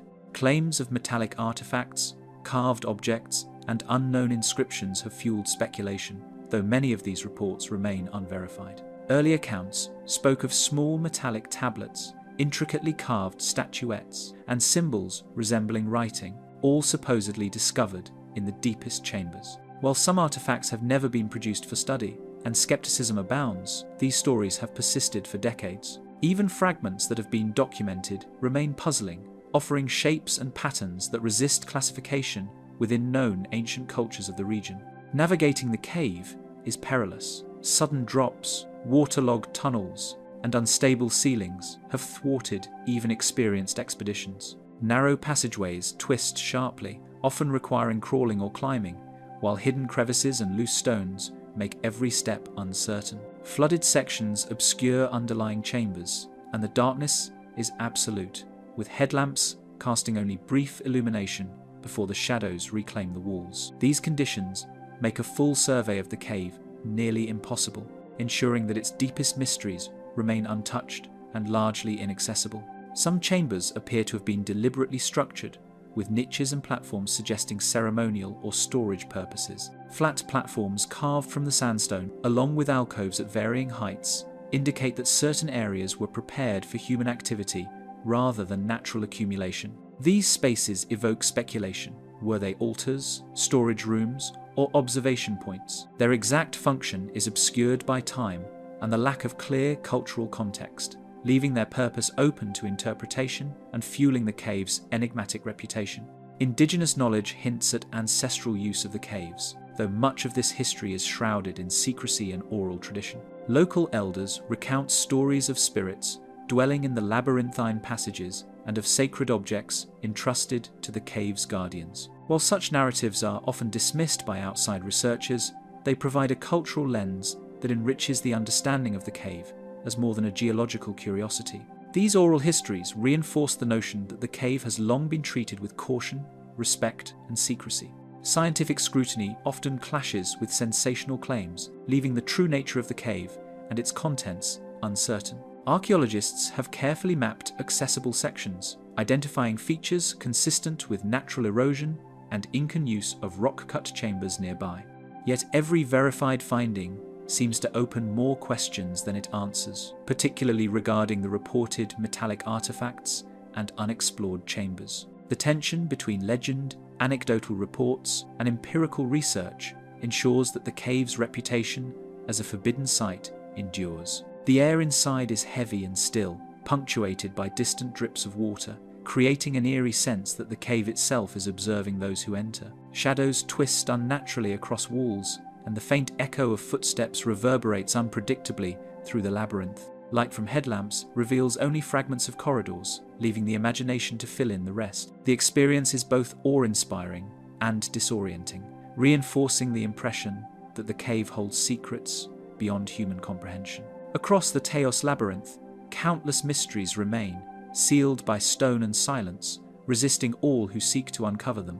The ossuary beneath Paris. Entering the ossuary is like stepping into a city of the dead, where silence presses against the walls and the air tastes of centuries. The faint glow of lanterns or headlamps reveals narrow corridors lined with bones, stacked meticulously yet overwhelmingly, evoking both awe and unease. Shadows dance across the skulls and femurs, exaggerating their shapes, and every step echoes against unseen stone, creating the sense that the dead themselves are watching. The tunnels extend beyond mapped routes, hinting at a vast, unexplored labyrinth. Beneath Paris, the tunnels were carved to relieve the cemeteries above, transforming mass graves into a subterranean labyrinth of bones. By the late 18th century, overcrowded cemeteries had become a public health hazard, and officials began relocating remains into abandoned quarries. Thousands upon thousands of skeletons were moved, stacked, and arranged into galleries that would eventually stretch for miles under the city. The process was practical yet ritualistic, with bones arranged into walls, arches, and patterns. Early explorers mapped only a fraction of the galleries, leaving countless chambers undocumented and inaccessible. Miners, urban planners, and curious adventurers ventured beyond the public routes, often discovering narrow side passages, collapsed tunnels, and chambers whose walls were carved with cryptic inscriptions or symbols. Partial mapping ensures the ossuary remains a persistent mystery, with much left to guess. Stacks of femurs, skulls, and vertebrae form intricate patterns, some arranged with an almost deliberate artistry that suggests ritual care. Bones were not merely piled haphazardly, they were organized into walls, arches, and decorative motifs that evoke both solemnity and eeriness. Certain chambers display geometric arrangements of skulls, while others create spiraling walls that lead deeper into the dark. The tunnels disorient, confound, and impress visitors amid the omnipresence of death. Certain passages are forbidden, blocked by stone, collapse, or municipal decree, hiding their contents from casual or unauthorized exploration. These restricted galleries are the domain of urban spelunkers and clandestine researchers who risk legal consequences, injury, and disorientation to venture beyond the official paths. Many of these hidden chambers are rumored to contain inscriptions, sculptures, or caches of objects left behind by secretive societies. The ossuary's inaccessible areas remain a source of endless speculation, their mysteries preserved beneath layers of stone and darkness. Whispers of secret societies and strange symbols colour the tunnels with chilling stories. Tales circulate of groups meeting in hidden chambers, performing rituals among the stacked bones, or leaving enigmatic carvings for the initiated. While concrete evidence is scarce, the rumours have persisted for centuries, blending folklore with the tangible reality of the ossuary. The combination of secrecy, inaccessibility, and the overwhelming presence of human remains amplifies the sense that the tunnels are more than a repository, they are a hidden world operating parallel to everyday life above. Archaeologists study the ossuary not merely for bones, but for clues to medieval urban life, funerary customs, and forgotten traditions. The arrangement of remains, choice of chambers, and occasional inscriptions provide insight into the concerns, superstitions, and practical considerations of Parisians centuries ago. Even in its grimness, the ossuary serves as a record of human adaptation, an underground archive of mortality and urban planning. Each stacked wall of bones tells a story of a city struggling with the living and the dead, and how society sought to reconcile them. Shadows stretch unnaturally along the walls, water drips from ceilings, and the narrow passages echo with every footstep, heightening the sense of otherworldly presence. The air is heavy, carrying the faint, earthy scent of limestone and decomposition long past. Visitors feel a claustrophobic intimacy with the past, as if centuries of observation have imbued the walls with a consciousness of their own. Light reflects off skulls and bones in unpredictable ways, creating illusions of movement and life in the otherwise silent galleries, reminding those who venture here that the ossuary is a place where the boundary between living and dead is constantly acknowledged. Visitors often describe a creeping awareness of history, mortality, and hidden knowledge embedded in the corridors of bone. The effect is not merely psychological. It is as if the tunnels themselves impose reflection and respect. The combination of scale, secrecy, and human remains creates an immersive environment that lingers long after leaving, compelling the imagination to wonder what lies beyond the lighted paths, in chambers never recorded and passages never safely traversed. Below the streets of Paris, the ossuary endures as a forbidden labyrinth, holding countless secrets that whisper through the darkness, untouched by time and guarded from all who seek to know them. The hypogea of Alexandria has long been a city of shadows, where the brilliance of its libraries and harbours belies the secrets buried beneath the streets. While the city above thrived as a hub of learning, trade, and culture, the ground beneath it has long whispered of hidden chambers and passages lost to time. Ancient texts hint at subterranean spaces now obscured by centuries of urban growth and debris. Explorers and archaeologists have long speculated that these hypogeal corridors stretch far beyond what any modern map can chart, forming a labyrinth of forgotten knowledge and mystery. Ancient hypogeal corridors may extend beyond mapped areas, hidden beneath buildings or Mediterranean waters. Some tunnels appear in fragments on old maps, or in brief descriptions by travellers and chroniclers, yet the true extent of the network remains elusive. The hypogeum is believed to connect former temples, libraries, and perhaps tombs, creating a hidden underworld that mirrors the grandeur and complexity of the city above. The tunnels are hewn from limestone and sandstone, their walls marked by water and time, yet traces of deliberate shaping suggest the work of hands guided by knowledge now lost. Tool marks, subtle carvings, and smooth chambers indicate careful planning and skilled labour, reflecting architectural principles that may have combined Egyptian and Hellenistic methods. Some passages are unusually tall or wide, hinting at ceremonial or processional use, while others are deliberately constricted, perhaps as a protective measure or to obscure access. The craftsmanship suggests purposes beyond storage, preserving secrets for the initiated. Attempts to explore the hypogeum are thwarted by collapse, flooding, and the uncertainty of subterranean passageways, leaving only fragments of its vast network documented. Archaeologists diving into partially submerged chambers or probing collapsed corridors report sudden drops, narrow shafts, and intersections that seem to defy conventional planning. Many explorations end at rubble or silted-in passages, leaving tantalizing questions about what lies beyond. Even where access is possible, the fragile structure of the tunnels makes sustained investigation perilous, ensuring that large sections remain untouched and unknown. Some chambers appear arranged with intentional geometry, evoking ceremonial spaces or hidden repositories whose function has been forgotten by history. Concentric rooms, rectangular halls, and chambers aligned with cardinal points suggest symbolic or ritual significance. Certain walls bear grooves or recesses that may have housed objects or inscriptions, now lost to erosion or plunder. The symmetry implies knowledge of mathematics, astronomy, or spiritual principles, suggesting the underworld encoded understanding. Inscriptions, fragments of relief, and scattered artifacts hint at connections to Hellenistic rulers, Egyptian priesthoods, and possibly a convergence of esoteric knowledge. Small carvings of animals, geometric forms, and hieroglyphs suggest that the hypogeum may have functioned as a repository for ritual knowledge or sacred texts. Coins, pottery, and papyrus fragments indicate human activity over centuries, blending Greek, Egyptian, and early Roman influences. Each artifact raises as many questions as it answers, pointing to a subterranean history that parallels the brilliance and mystery of the city above. Sealed or submerged, parts of the labyrinth conceal chambers untouched for millennia.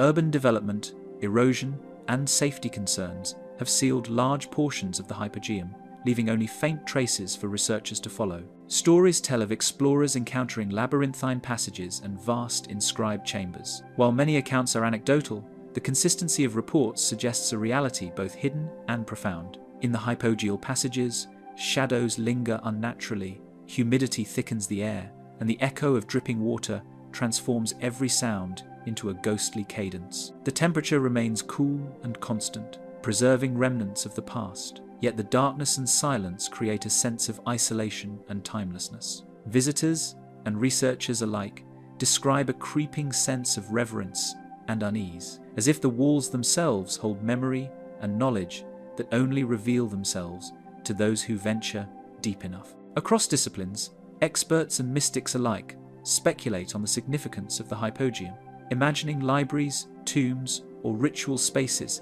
hidden beneath one of the ancient world's greatest cities. Egyptian symbolism, Hellenistic design, and practical construction suggest political, religious, and esoteric purposes. Yet with so much still inaccessible or destroyed, the hypogeum remains a tantalizing enigma, a reminder that Alexandria's greatest secrets may lie not in the monuments above, but beneath the very streets walked by the living. Stretching under the city's historic streets, the hypogeum reaches into darkness that may conceal knowledge the world has not yet glimpsed, and perhaps will never fully uncover. The Labyrinth of Hawara. The Labyrinth of Hawara was spoken of in whispers by ancient travellers, a monument said to rival the pyramids in both scale and mystery. Herodotus described it as a place of endless halls and chambers, its passageways and courts crafted with such skill that it was nearly impossible for an outsider to navigate without guidance. The labyrinth's reputation as both a tomb complex and a secretive administrative centre only added to its enigma, suggesting a purpose that extended beyond simple funerary architecture. Commissioned by Amenemhat III, the labyrinth once sprawled around his pyramid at Hawara, a testament to the king's ambition and the ingenuity of Middle Kingdom architects. Unlike the smooth, imposing lines of the nearby pyramid, the labyrinth reportedly consisted of multiple levels, covered courts, and interconnected chambers. Its design was said to blend ritualistic, ceremonial, and practical functions into a single sprawling complex. Yet what remains today is a fraction of its former grandeur, leaving archaeologists and historians to rely heavily on ancient texts to imagine its full extent. Fragments of walls and foundations hint at a sprawling interior of corridors, halls, and chambers whose complexity defied ordinary construction. Unearthed stone blocks reveal evidence of careful carving and precise alignment, suggesting that symmetry and geometry played key roles in its design. Some passages were deliberately narrow, while others opened into vast chambers that may have housed statues, altars, or ritual artifacts. The scale of surviving remnants implies a symbolic space designed to impress and obscure.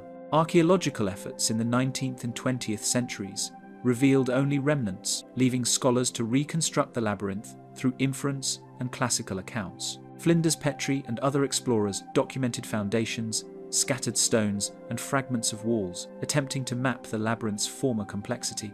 Despite meticulous excavation, much of the structure remained inaccessible or destroyed, forcing reliance on Herodotus, Strabo, and later historians. Their descriptions of 12 covered courts and countless chambers filled with statues, inscriptions, and hieroglyphic records hint at an architectural ambition that may have been unparalleled in ancient Egypt. Time, floodwaters, and human intervention have reduced much of the labyrinth to rubble, ensuring that its full grandeur exists primarily in historical imagination. The Nile's periodic inundations, centuries of looting, and natural erosion have swept away many of the labyrinth's upper levels, leaving little trace above ground. Local settlements, built over portions of the site, have further obscured its remnants, while modern agriculture and urban development have made thorough excavation nearly impossible. Debate surrounds its purpose. Some suggest royal tombs, others ritual complexes, and a few argue it may have served as an administrative hub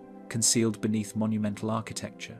The variety of interpretations stems from the labyrinth's extraordinary size and elaborate design. Its corridors could have facilitated ceremonial processions, while hidden chambers may have preserved sacred texts or treasures. The surviving foundations hint at dual functions, practical and symbolic. Herodotus wrote of 12 covered courts and countless chambers, each filled with statues and inscriptions, a testament to the labyrinth's overwhelming scale. Strabo confirmed that travellers in his time could still observe portions of the complex, though many areas had already fallen to ruin. The consistency of these classical accounts, despite the centuries between them, suggests that the labyrinth once embodied a level of architectural sophistication and ceremonial ambition unmatched elsewhere in Egypt. Even the surviving fragments, when viewed in context, hint at a design meant to awe and confound simultaneously.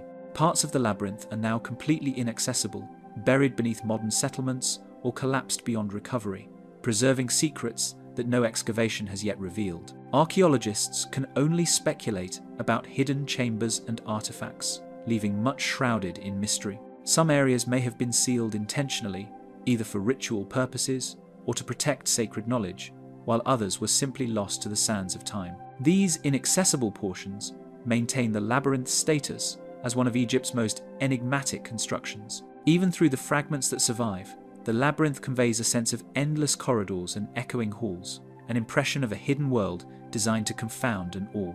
Light filtered through openings to illuminate statues, while shadows preserved secrecy. Passageways may have been lined with reliefs depicting deities, royal figures, or symbolic motifs, each element contributing to a labyrinthine narrative that was both architectural and spiritual. Evidence suggests a carefully orchestrated experience meant to awe and disorient. Though the sands of Hawara have swallowed much of the labyrinth, the memory of its corridors continues to whisper of secrets that may remain beyond reach for all time. The lost passages under Giza. The Great Pyramid rises like a sentinel over the desert, its smooth limestone face hiding secrets no eye can see. Visitors marvel at its precision and scale, yet few realize that beneath its massive stones lies a network of spaces that has defied complete exploration for centuries. What appears as an immutable monument above ground conceals a labyrinth of passages, chambers, and shafts whose true extent remains unknown, leaving scholars and explorers alike to wonder if the pyramid's secrets are deliberately kept from the world. Even the base stones hint at cavities and chambers that extend beyond the visible structure, suggesting a network carved with purpose. Small gaps and depressions have been noted along the foundation, leading some researchers to propose that they were not merely structural anomalies, but deliberate access points. The interplay between solid blocks and hollowed spaces has fueled speculation for decades, as each discovery raises further questions about the pyramid's internal organization and the intentions of those who designed it. Records from ancient scribes and travelers describe hidden stairways and corridors, yet their words rarely align with modern discoveries. Herodotus, writing centuries after the pyramid's construction, mentioned secret chambers filled with treasures, though his account conflicts with later archaeological records. Other early explorers, navigating the plateau in the 19th and early 20th centuries, recorded strange air shafts and echoing tunnels that seemed to vanish into darkness, leaving only more mysteries to unravel. Certain shafts remain closed to exploration, protected by law or danger, marking the entrances to forbidden corridors. These areas are often structurally unstable, with ceilings prone to collapse or floors hidden beneath centuries of sand and rubble. Even robotic probes and ground-penetrating scans have yielded only partial glimpses, revealing voids whose dimensions and connections remain impossible to confirm.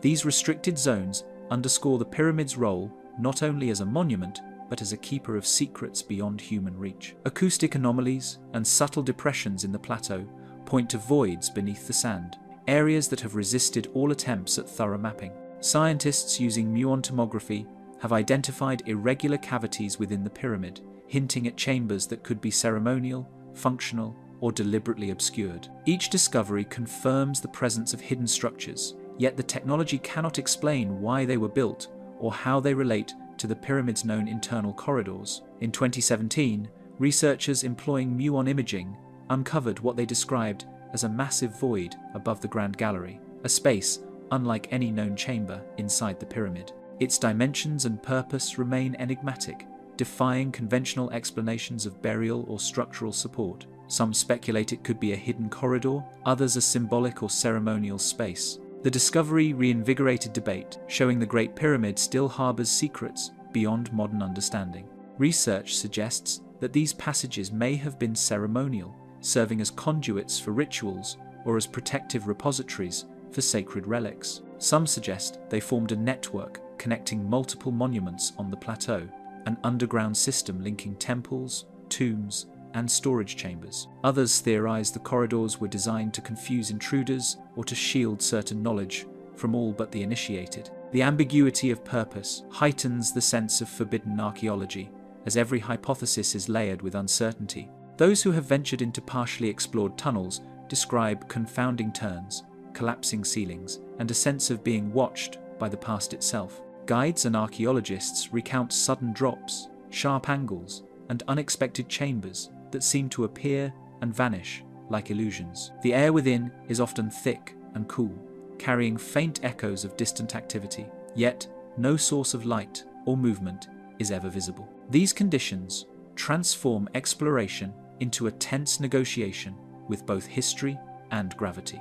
Every step through the narrow corridors amplifies shadow and echo, a reminder that the underground world exists in its own rules and rhythm. The walls, carved with precision or worn smooth by centuries, seem to hold an unspoken memory of those who once traversed them.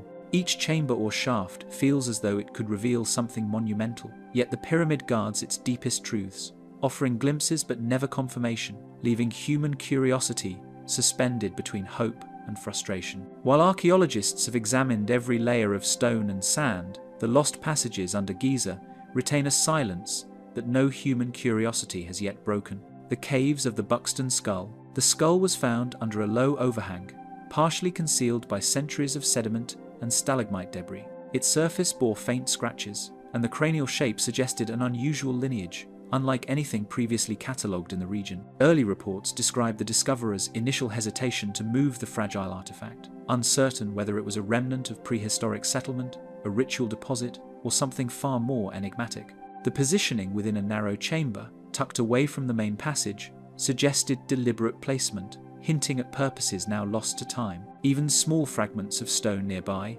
seemed arranged, as if marking the skull's presence for reasons no modern investigator could decipher. Records from 19th century spelunkers mention strange cavities and echoing chambers, yet none match the precision or isolation of this hidden find. Journals note passages that widened into vaulted rooms, with ceilings marked by eroded carvings and walls that seemed deliberately smoothed in places. The cave's layout defied natural expectation, as if someone had sculpted corridors to serve a function no longer intelligible. Maps from that era, incomplete as they are, hint at further chambers still untouched by modern archaeologists. Occasionally, explorers reported hearing faint sounds of air shifting through unseen fissures, suggesting that the subterranean network could extend far beyond current understanding. The cave walls themselves hold secrets, their undulating formations suggesting passages that have never been fully mapped. Minerals deposited over thousands of years, obscure subtle man-made alterations, and faint carvings, eroded almost to invisibility, hint at symbolic or ceremonial use. Stalactites hang in unusual clusters, and narrow fissures occasionally reveal glimpses of adjoining chambers, suggesting that the caves are far more extensive than contemporary surveys indicate. Every surface carries traces of human presence, though most remain indecipherable. Even the dust patterns on the stone floors seem to follow unnatural lines, hinting at long-forgotten pathways or rituals performed within these hidden halls. Specific tunnels are barred by fallen rock or treacherous slopes, leaving them untouched by modern explorers. Some areas were sealed naturally, while others appear to have been intentionally blocked, perhaps to guard something within. The precariousness of these passages has deterred most attempts at full exploration. Explorers speak of corridors that suddenly narrow to claustrophobic heights, or chamber floors littered with debris that shifts unpredictably underfoot. Such obstacles have preserved secrets that may have been deliberately hidden, amplifying the aura of forbidden archaeology. Carbon dating and isotopic analysis have confirmed the skull's considerable age, yet its features defy easy classification. Its robustness contrasts sharply with skeletal remains found elsewhere in Derbyshire, and cranial proportions suggest influences not yet understood. Forensic examination reveals wear patterns and subtle cranial modifications, hinting at cultural or ritual significance. Debate continues as to whether the skull represents a distinct lineage, an isolated individual, or evidence of previously unknown population movement in prehistoric Britain. Some researchers suggest that such anomalies could connect the Buxton Caves to wider networks of early human migration in Europe, though proof remains elusive. Legends of the local hills speak of shadowed corridors and lost entrances that may connect to a broader network of subterranean passages. Oral traditions recount whispers that seem to travel along underground channels, sudden gusts of air emerging from sealed crevices, and strange echoes heard when the wind is still above ground. Though folklore is often dismissed as fanciful, several accounts coincide with geophysical surveys, implying that collective memory preserved knowledge of passages long hidden from modern eyes. Local farmers, often hesitant to enter the caves, warn that the chambers themselves watch those who intrude,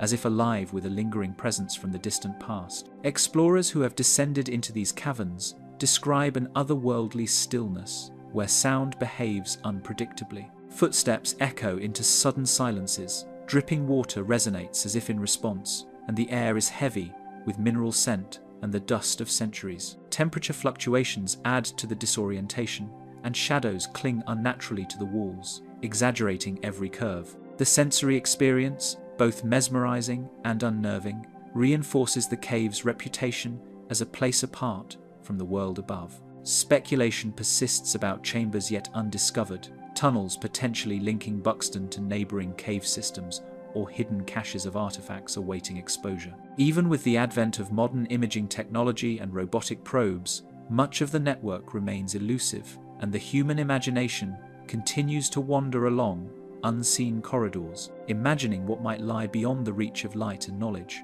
In the depths untouched by light or instrument, the Buxton Caves conceal secrets that may never see the surface of our world. The stone serpent beneath Avebury, below the rolling fields of Avebury, where the massive Neolithic stone circles have long drawn both scholarly attention and speculative wonder. Geophysical surveys in recent decades revealed a hidden network of subterranean alignment. Using ground-penetrating radar and magnetometry, researchers detected long linear channels that traced patterns echoing the layout of the standing stones above. Some formations suggested deliberate shaping rather than random geological shifts, their curving paths resembling the sinuous body of a serpent carved in stone. Excavation teams cautiously explored peripheral shafts and shallow tunnels, documenting fragments of worked chalk and flint tools, some etched with patterns that seemed symbolic rather than purely functional, hinting that these passages were more than simple drainage conduits or storage spaces. Intriguingly, portions of the survey data were quietly withdrawn from public access, raising questions among independent archaeologists and historians. The missing files reportedly contained evidence of chambers aligned with precise astronomical points, including solstice orientations that mirrored the circles on the surface. If confirmed, these underground passages could indicate a continuity of sacred design, linking Avebury's monumental landscape with unseen subterranean rituals or ceremonial practices. Scholars who requested access to the withheld results were met with bureaucratic delays, conflicting explanations, and unexplained redactions, suggesting a sensitivity that went beyond standard academic caution, as if someone or something preferred the serpent beneath Avebury remain veiled. Local legend hints at the serpent long before modern technology confirmed subterranean structures. Farmers spoke of sudden depressions appearing in fields where no sinkholes should exist, and folklore mentioned a silver tongue of stone that could guide the worthy through the land's hidden veins. Some claimed that the standing stones themselves emitted subtle vibrations at specific times of the year, as though resonating with corridors below, a phenomenon that modern researchers have struggled to explain through natural causes alone. These stories, often dismissed as quaint superstition, take on a different weight in light of geophysical findings and the unexplained withdrawal of excavation data. Archaeologists working on surface excavations discovered fragments of carved chalk in patterns not matching the visible circles, small enough to have been overlooked, yet distinctive in their repetition. The style of carving echoed motifs found in other British Neolithic sites, including long serpent-like lines that may have symbolized movement, water, or spiritual guardianship.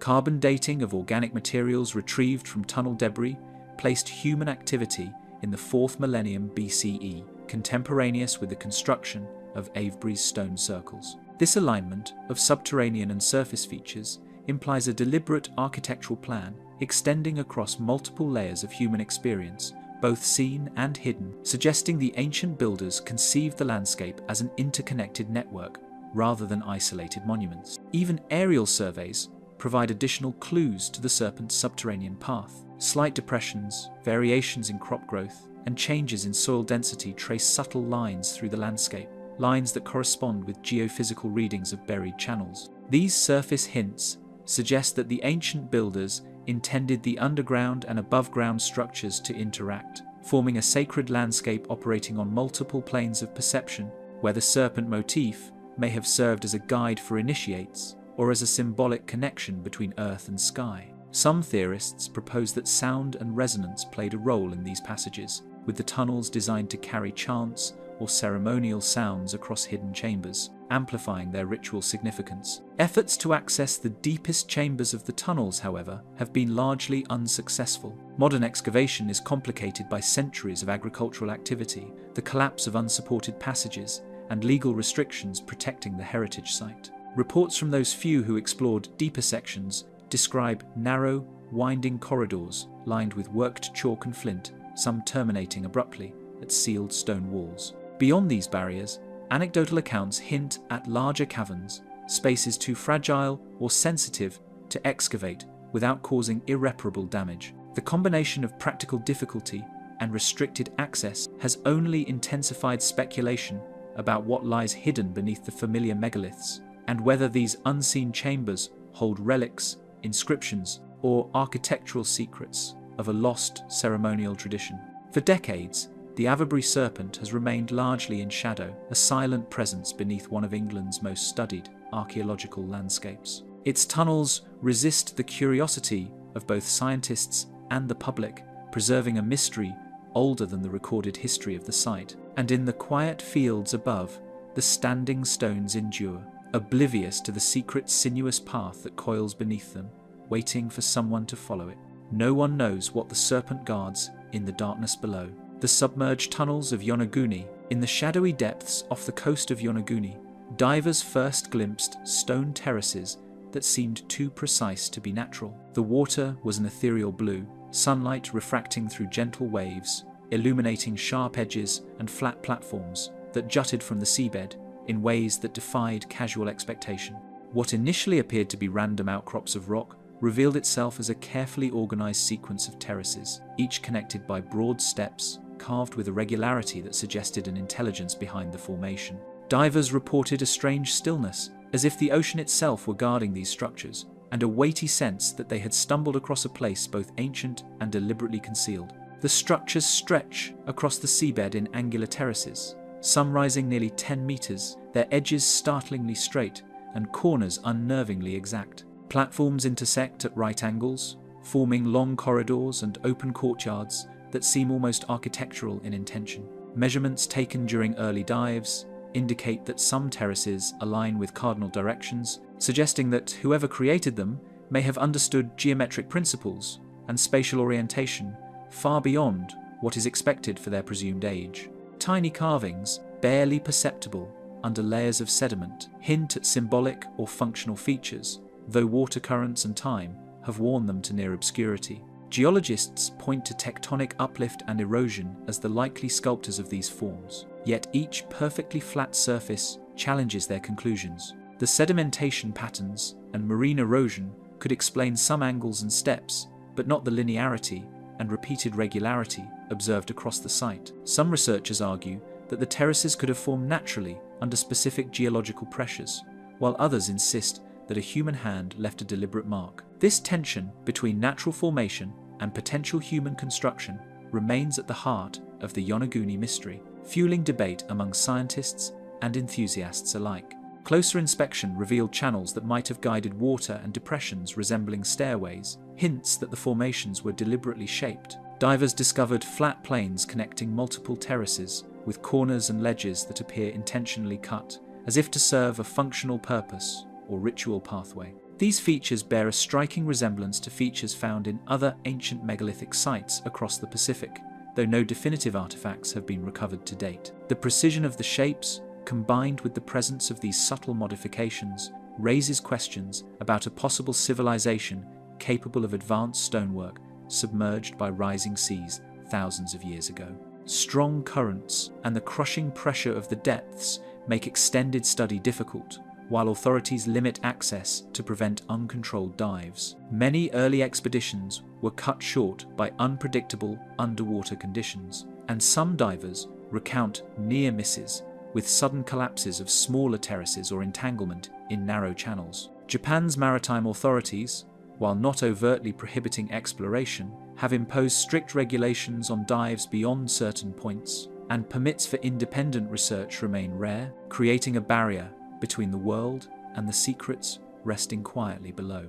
Okinawan fishermen tell of sunken cities swallowed by the ocean, where temples and corridors lie hidden, their stories preserved only in whispered legend. Oral histories speak of gods and kings whose constructions were claimed by the sea after cataclysmic events, leaving survivors to retell the shapes they glimpsed beneath shallow waters. These stories, long dismissed as myth, acquire a new weight when examined alongside the geometric terraces of Yonaguni, blurring the line between folklore and submerged reality. Sonar imaging and 3D reconstructions have revealed corridors running in straight lines and platforms aligned with cardinal directions, yet no definitive artifacts confirm human occupation. Advanced scanning techniques show terraces extending into the distance, connected by paths that suggest planning, yet concrete proof of habitation tools, pottery, or inscriptions remains elusive. The complexity of the site challenges archaeologists to reconcile what is visible with what remains invisible, leaving room for interpretation, debate, and speculation. Despite decades of observation, the terraces remain silent, their origin veiled beneath the waves, inviting speculation and unease. Every dive uncovers new angles, new depressions, new patterns that hint at design, yet the deeper one ventures, the less certain the answers become. The Yonaguni formations continue to guard their secrets, beneath layers of sand and sediment, untouched by time, but hidden from human understanding. The sea keeps its secret well, and no one can say what or who lies beneath the Yonaguni depths. The Shinkai Caverns of Okinawa. At the mouth of the Shinkai Caverns, shadows gather beneath jagged limestone cliffs, and the water shimmers with an almost unnatural stillness. Waves lap quietly against the rocks, and the entrance appears deceptively shallow, belying the labyrinthine depths hidden beneath. Early explorers describe an immediate sensation of dislocation, as if stepping into another world, where the familiar boundary between sea and stone blurs. Light refracts along uneven surfaces, revealing hints of terraces and narrow passageways, yet much remains concealed beneath the opaque folds of shadow. The caverns exude a sense of deliberate concealment, as though someone or something intended for their secrets to remain unseen. Stepping into the first chamber, divers felt a sudden chill and an oppressive quiet, the sound of moving water absorbed by walls carved smooth over countless years. Visibility is limited, and the floor slopes unpredictably, requiring careful navigation. The temperature drops noticeably, an effect of the deep water circulation that isolates the chamber from surface warmth. Divers report that echoes behave strangely in the tunnels, sometimes amplifying whispers into long-drawn reverberations, while the play of light across uneven rock surfaces gives the sense that the walls themselves are subtly alive. Along the walls, grooves appear too regular to be accidental, shallow incisions worn by water, yet retaining a deliberate geometry that hints at purposeful shaping.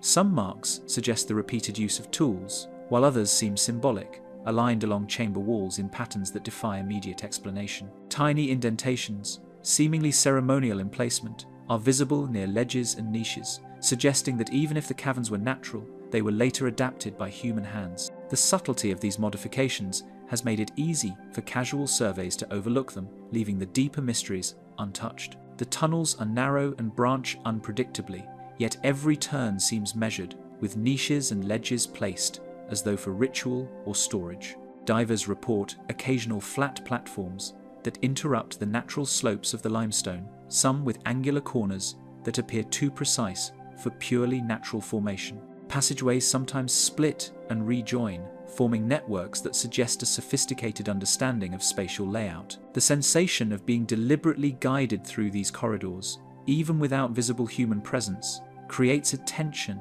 that lingers long after leaving the water. Beyond the areas permitted for study, the caverns widen into darkness that no artificial light can fully penetrate, a network of vaults that may extend for kilometers beneath the seabed. Only a handful of trained and authorized researchers have glimpsed these deeper sections, often leaving quickly due to safety concerns or unstable rock formations. In these uncharted zones, walls bear faint scratches and surfaces hint at larger structures, perhaps chambers, passageways, or terraces, yet the exact purpose remains unknowable. Every dive into the deep sections produces more questions than answers, and some divers speak of disorientation and sudden drops that defy conventional mapping techniques. Villagers speak of ancestors who hid within the caves, leaving markings only the initiated could interpret, stories that linger in whispers around fires and fishing docks. Some tell of sacred objects concealed in the depths. Others speak of rituals conducted under the veil of water and stone. While modern archaeologists remain cautious, these oral histories provide intriguing context, suggesting that the caverns have long held significance beyond their geological formation. The convergence of human lore and tangible evidence makes the Shinkai system an enduring enigma.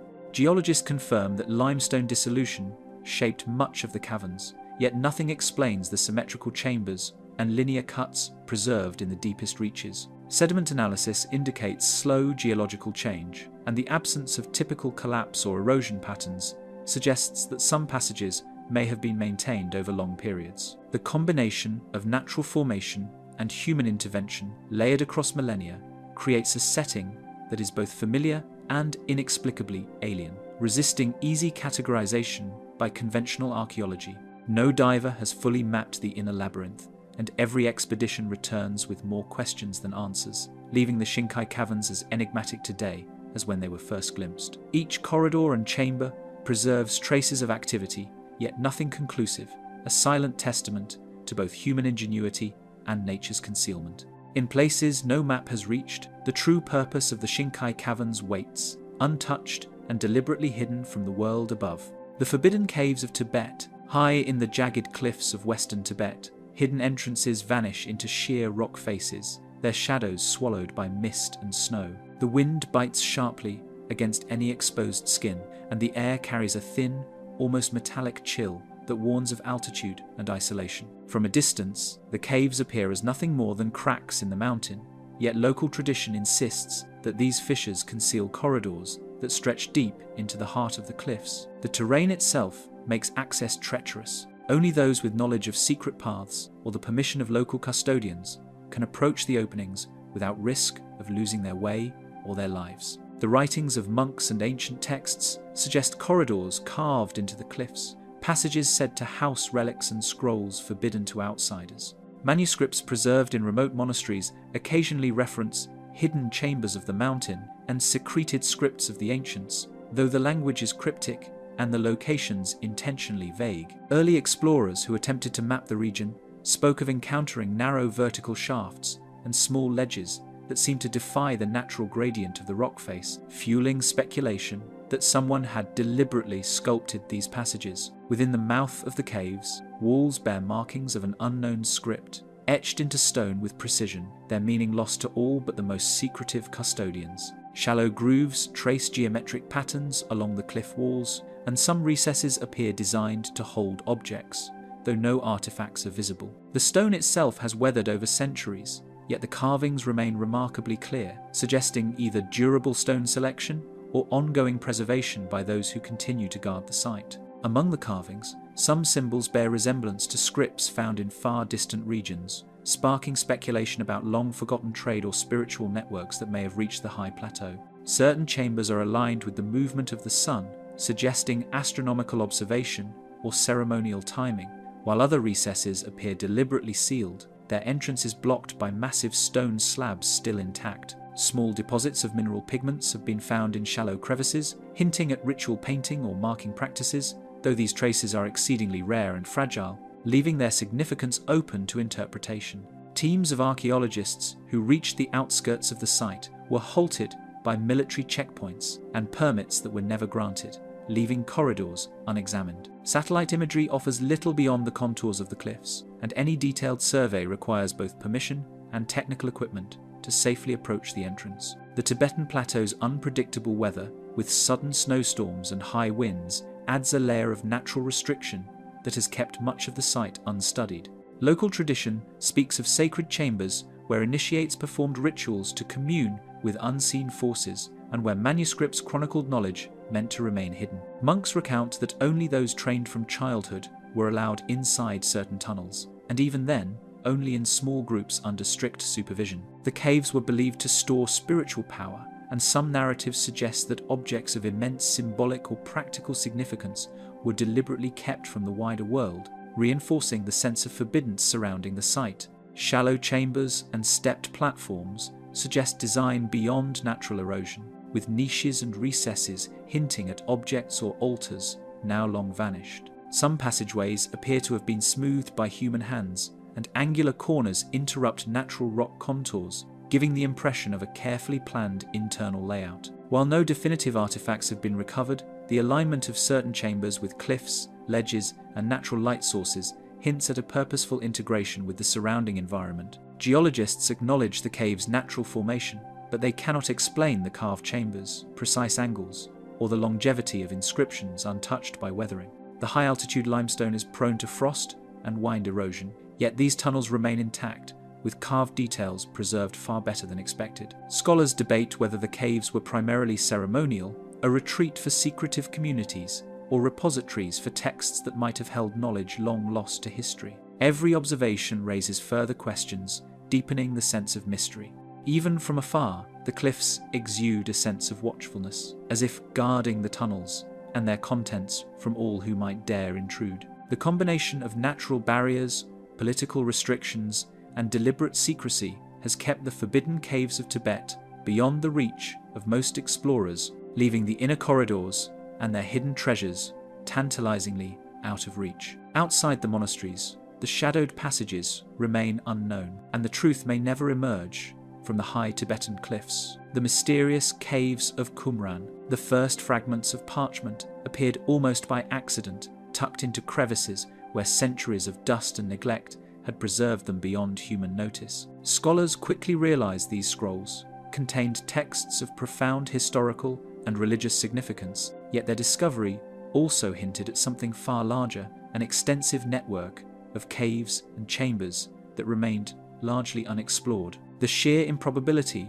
of such well-preserved documents surviving in a harsh desert environment sparked immediate intrigue, and whispers circulated of secret rooms that had never been touched by human hands. Erosion had carved twisting corridors and shallow niches, yet some chambers bore signs of deliberate shaping that defied purely natural explanation. Small recesses appeared to have been intentionally smoothed, while angular cuts and platforms suggested planning beyond the randomness of natural rock formations. In certain areas, chambers expanded into vaulted spaces, the ceilings high enough to suggest that they might have held shelves, containers, or ritual objects. The interplay of natural and artificial shaping created a landscape both familiar and unsettling, as though the caves themselves were partly alive with purpose. Stone slabs and fallen rubble concealed deeper halls, protecting secrets that no scholar had yet documented. In some instances, boulders appeared deliberately positioned to block access,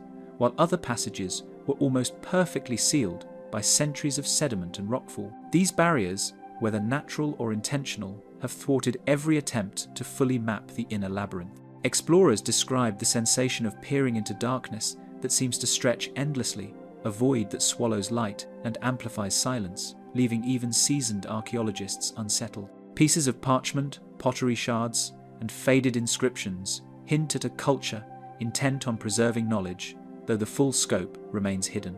Some scrolls, carefully rolled and tucked into narrow crevices, appear to have been intentionally hidden from casual discovery. Pottery found within the chambers shows signs of ceremonial use, with patterns and residues suggesting rituals that are otherwise unrecorded. Even the smallest details, the alignment of a stone shelf or the presence of minute symbols near a chamber wall, convey a deliberate purpose that modern researchers have yet to fully understand. Chemical analysis of some parchment fragments reveals traces of natural pigments and compounds that could have been applied to indicate priority or sacredness, a practice unusual for the region and period. Microscopic study of the pottery fragments shows layering techniques suggesting specialized artisanship, hinting at a community capable of both ritual and advanced craft. In a few chambers, tiny ledges and niches are arranged in patterns that align with lunar cycles, implying an observational or ceremonial purpose tied to celestial movements,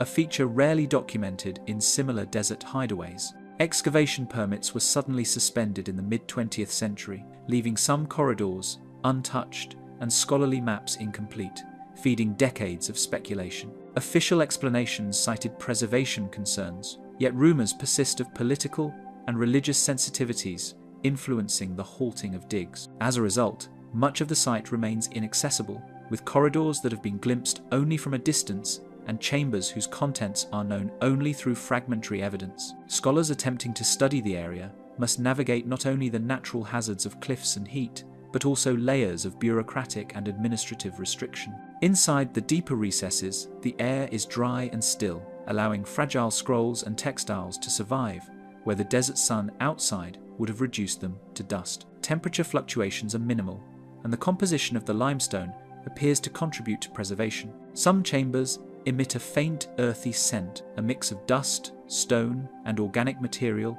that speaks to centuries of accumulated history. This environment has preserved not just texts, but also the subtle traces of human activity, footprints, tool marks, and small depressions in the rock that hint at objects once carefully stored or ceremonies once performed. Questions remain about whether these rooms were storage vaults, ceremonial spaces, or refuges for a threatened sect, yet the evidence is tantalizingly incomplete. Some scholars argue that the hidden chambers were designed to protect sacred knowledge from invading forces, while others suggest they were part of an elaborate community structure used for both ritual and daily living. The combination of structural anomalies, preserved artifacts, and unexplored passages continues to fuel speculation and wonder, making Qumran a focal point for both rigorous study and imaginative interpretation. Though explored for decades, the caves still conceal sealed chambers, leaving much of their contents shrouded in mystery. The corridors extend beyond the reach of light, maps, and certainty, preserving a silence that has resisted centuries of curiosity. The uncharted corridors of Qumran may hold knowledge lost to time, forever hidden from the eyes of those who seek it. The secret tunnels of Montségur, meticulous marks on the stone walls hint at passageways carved with intention, each groove speaking of purpose, long forgotten. Scholars and explorers have long speculated that these tunnels were more than simple structural features. Their precise shaping and strategic placement suggest a network designed to conceal, protect, or facilitate movement in secrecy. The stones themselves seem to tell a story of careful labor and hidden intentions, a silent testimony to the people who lived under the shadow of both faith and conflict. As attackers encircled the fortress in 1244, hurried movements of precious manuscripts and ceremonial items may have taken place through narrow, unrecorded shafts. Chronicles describe the final days of Montségur in terms both tragic and heroic, but they make only veiled references to objects spirited away before the fall. It is in these unmentioned corridors that some historians suspect the Cathars attempted to preserve their most sacred possessions, ensuring that even in defeat, knowledge and devotion might survive. Exposed masonry and sharply cut stone suggest deliberate shaping, while portions of tunnels remain hidden under debris and centuries of neglect. Archaeologists who have ventured into partially accessible sections note angular cuts and recesses inconsistent with natural fissures. Small alcoves and platforms appear carefully measured, indicating that the builders envisioned not just passage, but functionality, whether for storage, ritual, or escape, remains uncertain. Time and erosion have claimed much,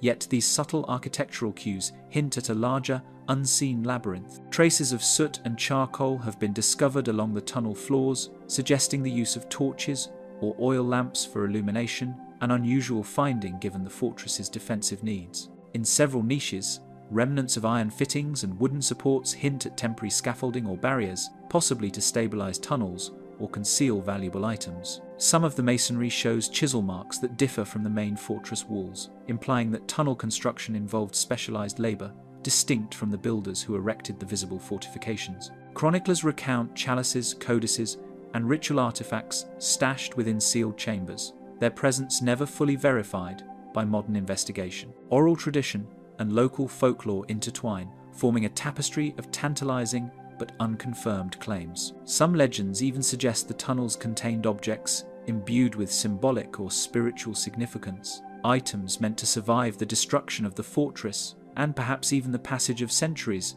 a promise that has yet to be realized. Efforts to document the deeper shafts are hampered by fragile stone, legal restrictions, and concerns for the preservation of the historic site. Modern archaeologists and adventurers alike face a delicate balance between exploration and conservation, and many potential corridors remain off-limits or only partially surveyed. The combination of bureaucracy, rock instability, and historical sensitivity has ensured that much of Montségur's underground remains an enigma, accessible only in fragments and conjecture. Certain shafts trace precise lines along the fortress foundations, reflecting a design that merges defensive strategy with covert accessibility. Observations reveal corridors angled to complement the cliffside's natural contours, creating hidden approaches that are difficult to detect from above. Some passages terminate abruptly, while others descend into voids filled with rubble, as if intentionally concealed or collapsed to prevent discovery. The ingenuity of the builders continues to impress those who study the fortress, hinting at both architectural skill and a sophisticated understanding of secrecy. Researchers continue to debate whether these passages served as secret escape routes, ceremonial chambers, or vaults for treasures hidden from invaders. Each theory finds support in the combination of historical records, archaeological evidence, and lingering legend. Some point to the tunnel's angles and connectivity as proof of strategic use during the siege, while others suggest ceremonial or symbolic functions, a way to safeguard knowledge and sacred objects beyond mere physical protection. The lack of definitive evidence only heightens the mystery, inviting speculation that blends history with imagination. Even today, many chambers remain unmapped, leaving historians and explorers to ponder what history may still conceal. The echoes of footsteps long vanished seem to linger in the stone, and the fortress itself feels almost alive with the memory of its hidden corridors. Every collapsed shaft, every carefully cut recess, carries with it the weight of centuries of secrecy and survival. What may lie within Montségur's hidden chambers could remain undiscovered forever, guarding secrets that defy time itself. The subterranean vaults of Derbent, sharp angles and reinforced arches, hinted at chambers hidden deep within the fortress walls, structures overlooked in early surveys. The sheer precision of the masonry contrasted with the surrounding fortifications, suggesting a network deliberately constructed to serve purposes beyond simple defense. Each corner and joint seemed calculated, as though the builders had envisioned not only the weight of centuries above, but also the secrecy of what might lie below. The walls themselves whispered of methods lost to time, a silent testament to the ingenuity of those who toiled in shadow. For centuries, armies recognized the value of Derbent's walls, but few recorded what lay below the surface, where vaults may have held supplies, archives, or secrets of defense. The city's strategic position at the narrow pass between the Caspian Sea and the Caucasus Mountains made it a coveted stronghold, and its fortifications evolved across empires. Yet beneath the visible battlements, the subterranean chambers remained largely invisible, an uncharted complement to the fort's commanding presence. Even contemporary records contain only fleeting references, hinting at hidden functions now lost to history. When archaeologists first descended into the newly exposed shafts in the 1990 seconds, they found reinforced tunnels with masonry unlike the surrounding fortifications, suggesting specialized construction. Some corridors branched unpredictably, leading to chambers with niches carved into walls and unexpected elevations in the floor. The air was heavy with centuries of dust and silence, yet each step revealed deliberate patterns, evidence that these vaults were not accidental voids, but carefully engineered spaces. Observers noted differences in stone type and finishing, as though separate teams of craftsmen had laboured under strict secrecy to maintain the hidden network. The vaults contain multiple branching chambers, their walls lined with niches and recesses that align with no known standard, implying a hidden purpose beyond storage. Certain passageways abruptly curve or terminate, features that challenge conventional military architecture. Some chambers appear reinforced to bear additional weight, while others include recessed alcoves, possibly intended to house valuable items or defensive implements. Every design choice seems purposeful, inviting questions about what priorities guided the builders and why such care was invested in spaces that remained unseen for centuries. Scattered remnants of organic materials, including traces of textiles and preserved seeds, suggest that the vaults may have been used to store both provisions and ceremonial objects. Certain chambers feature shallow depressions in the floor, possibly intended to stabilize containers or relics, while carbon dating of soot deposits indicates repeated use over centuries. Intriguingly, some stones bear symbols and inscriptions faint enough to escape casual notice, raising questions about whether the vaults held coded messages or sacred marks intended for select eyes only. Despite documentation, much of the network remains off-limits to researchers, blocked by government decrees and physical barriers that prevent further mapping. Attempts to explore the deepest tunnels have been halted repeatedly, citing safety hazards and the preservation of historical integrity. Even satellite imaging offers only fragmented clues, and digital reconstructions leave gaps where walls have collapsed or been deliberately filled. Modern authorities maintain strict control over access, reinforcing the impression that the vault's secrets are considered sensitive, perhaps containing relics, records, or military intelligence that history has forgotten. Tool marks and remnants of containers suggest the vaults were actively used, while fragments of metal and pottery indicate repeated occupation over multiple centuries. Some artifacts appear to predate the fortress itself, suggesting that earlier civilizations may have repurposed natural caves or constructed the foundations long before recorded history recognized Derbent's strategic importance. The mixture of tools and materials hints at a continuity of use and adaptation, a layered history preserved in stone, dust, and the occasional artifact too fragile to remove. Historians speculate whether these chambers served as armories, secret treasuries, or clandestine repositories for political intelligence, with no definitive conclusion yet reached. Some argue that the vaults were primarily defensive, intended to protect supplies during prolonged sieges, while others propose that they held documents or artifacts so sensitive that their concealment transcended military necessity. Archaeological evidence provides hints but no answers, leaving the vaults shrouded in both material and symbolic secrecy. The vaulted passages continue to resist intrusion, their full extent and purpose preserved in shadow and stone. Every collapsed shaft and angled recess suggests careful design, and every restricted entrance reinforces the sense that what lies within has been deliberately kept from view. Scholars, adventurers, and local custodians alike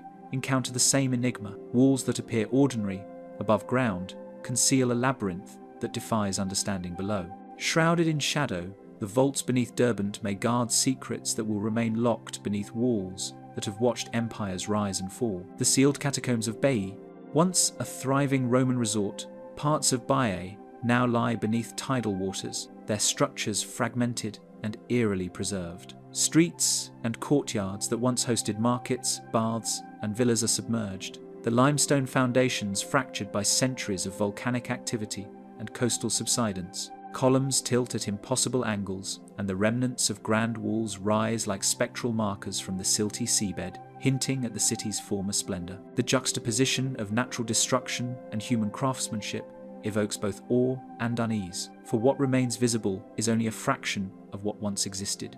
In the underwater ruins, explorers discovered corridors that abruptly ended in rubble, hinting at collapsed catacombs whose full extent remains unknown. Passageways, partially blocked by fallen masonry, lead to vaulted chambers that sink into darkness, inaccessible even to modern divers. In some sections, sediment and marine growth conceal the original layout, making it difficult to determine whether these tunnels were meant for ritual, storage, or clandestine transport. Every blockage and twist raises questions about what might be sealed behind the rubble, hidden from all but the most daring investigators. Columns, arches, and vaulted ceilings demonstrate Roman ingenuity, designed to withstand both the weight of above-ground structures and the unpredictable shifts of the volcanic landscape. The builders appear to have calculated each support with remarkable precision, employing techniques that accommodated the soft sediment beneath the city. Even in collapse, these features reveal an architectural mind capable of harmonizing engineering and aesthetics, anticipating environmental pressures, while creating spaces both functional and ceremonially significant. The enduring strength of these structures underscores the Romans' foresight and skill, yet also hints at secrets intentionally preserved within the labyrinth. Traces of frescoes and marble inlays suggest that some chambers once hosted religious or communal activities, their purpose now obscured by silt and collapse. Excavations and underwater surveys reveal partially intact niches, raised platforms, and traces of decorative motifs, indicating that these spaces may have been sanctuaries, baths, or assembly halls. The arrangement of rooms and walls implies intentional compartmentalization, perhaps to restrict access to specific areas, or to separate public and private functions. Even submerged, the artistry conveys a careful attention to symbolic or functional design, a coded message lost to the centuries. Diving teams employing sonar mapping and remote submersibles have charted only segments of the catacombs, as visibility and dangerous currents limit thorough investigation. Many chambers remain inaccessible, their coordinates withheld or too perilous to reach. Surveyors must navigate narrow passages lined with jagged stone, where a single misstep could collapse fragile walls or stir silt, obscuring their instruments. Every partial map reinforces the impression that the catacombs are more extensive than anticipated, a subterranean city hidden beneath the waves, resisting full comprehension despite technological aid. Scattered amphorae, remnants of mosaics and iron fittings, point to a once vibrant urban life, while their positions hint at sudden abandonment or deliberate sealing. Some artifacts suggest hurried evacuation, others imply intentional concealment of valuables or ritual objects. The mix of domestic and ceremonial debris raises questions about the priorities of the city's last inhabitants. Did they flee a natural disaster, or were some chambers deliberately closed to protect secrets, artifacts, or sacred spaces from outsiders? Each item recovered serves as a whisper from the past, offering tantalizing clues while preserving the mystery. Despite scientific interest, access remains tightly controlled by Italian authorities, preventing independent verification and leaving large areas unexplored. Permission for diving or excavation is limited to a select few, and much of the catacomb system remains off-limits due to concerns for both safety and preservation. Official statements rarely reveal the full extent of the network, and censored maps hint at hidden corridors still awaiting documentation. The restrictions themselves reinforce the aura of secrecy, as if the city beneath the waves were deliberately withheld from modern eyes, guarding its ancient knowledge. Even with advanced technology, the full layout of Baiae's catacombs eludes modern eyes, their labyrinthine passages still guarding secrets from antiquity. Submerged tunnels twist unpredictably, chambers collapse into the seabed, and countless recesses remain uncharted, leaving scholars, divers, and historians to speculate about the city's original design and purpose. The combined weight of human ingenuity, natural catastrophe, and deliberate concealment has created a space that resists both understanding and intrusion, a monument to the fragility and persistence of history. Beneath the waves, the sealed catacombs of Baiae hold stories of Roman splendor and sudden disappearance that may never surface for the living to witness. The Grand Canyon's hidden chambers. Reports from early 20th century expeditions describe chambers hidden within the canyon walls, containing objects that defy conventional chronology. Explorers claim to encounter narrow recesses stacked with stone slabs, some bearing inscriptions that did not resemble any known indigenous script. These accounts, often detailed in private diaries and letters, hint at a network of spaces carefully concealed within the canyon's twisting cliffs, spaces that may have been deliberately overlooked or forgotten by subsequent visitors. The sheer scale of the canyon, with its dramatic cliffs and shadowed alcoves, offered natural concealment for anything left within, leaving observers to wonder what secrets might remain undiscovered. Smithsonian archives once referenced artifacts recovered from the canyon, yet these files vanished without explanation, leaving only cryptic footnotes in official catalogues. Correspondence between early archaeologists and museum officials mentions shipments of small stone figurines, tablets, and fragments of pottery, yet later inquiries found no trace of the objects themselves. Some researchers speculate that bureaucratic oversight, loss, or deliberate suppression might explain the disappearance, but the precise reason remains unknown. The archival gaps cast a shadow over the historical record, raising questions about what knowledge may have been intentionally obscured. The labyrinthine folds of the canyon's strata create shadowed recesses and overhangs, naturally concealing spaces that could have remained untouched for millennia. Narrow ledges and cliff faces form natural alcoves, often invisible from standard survey points or river routes below.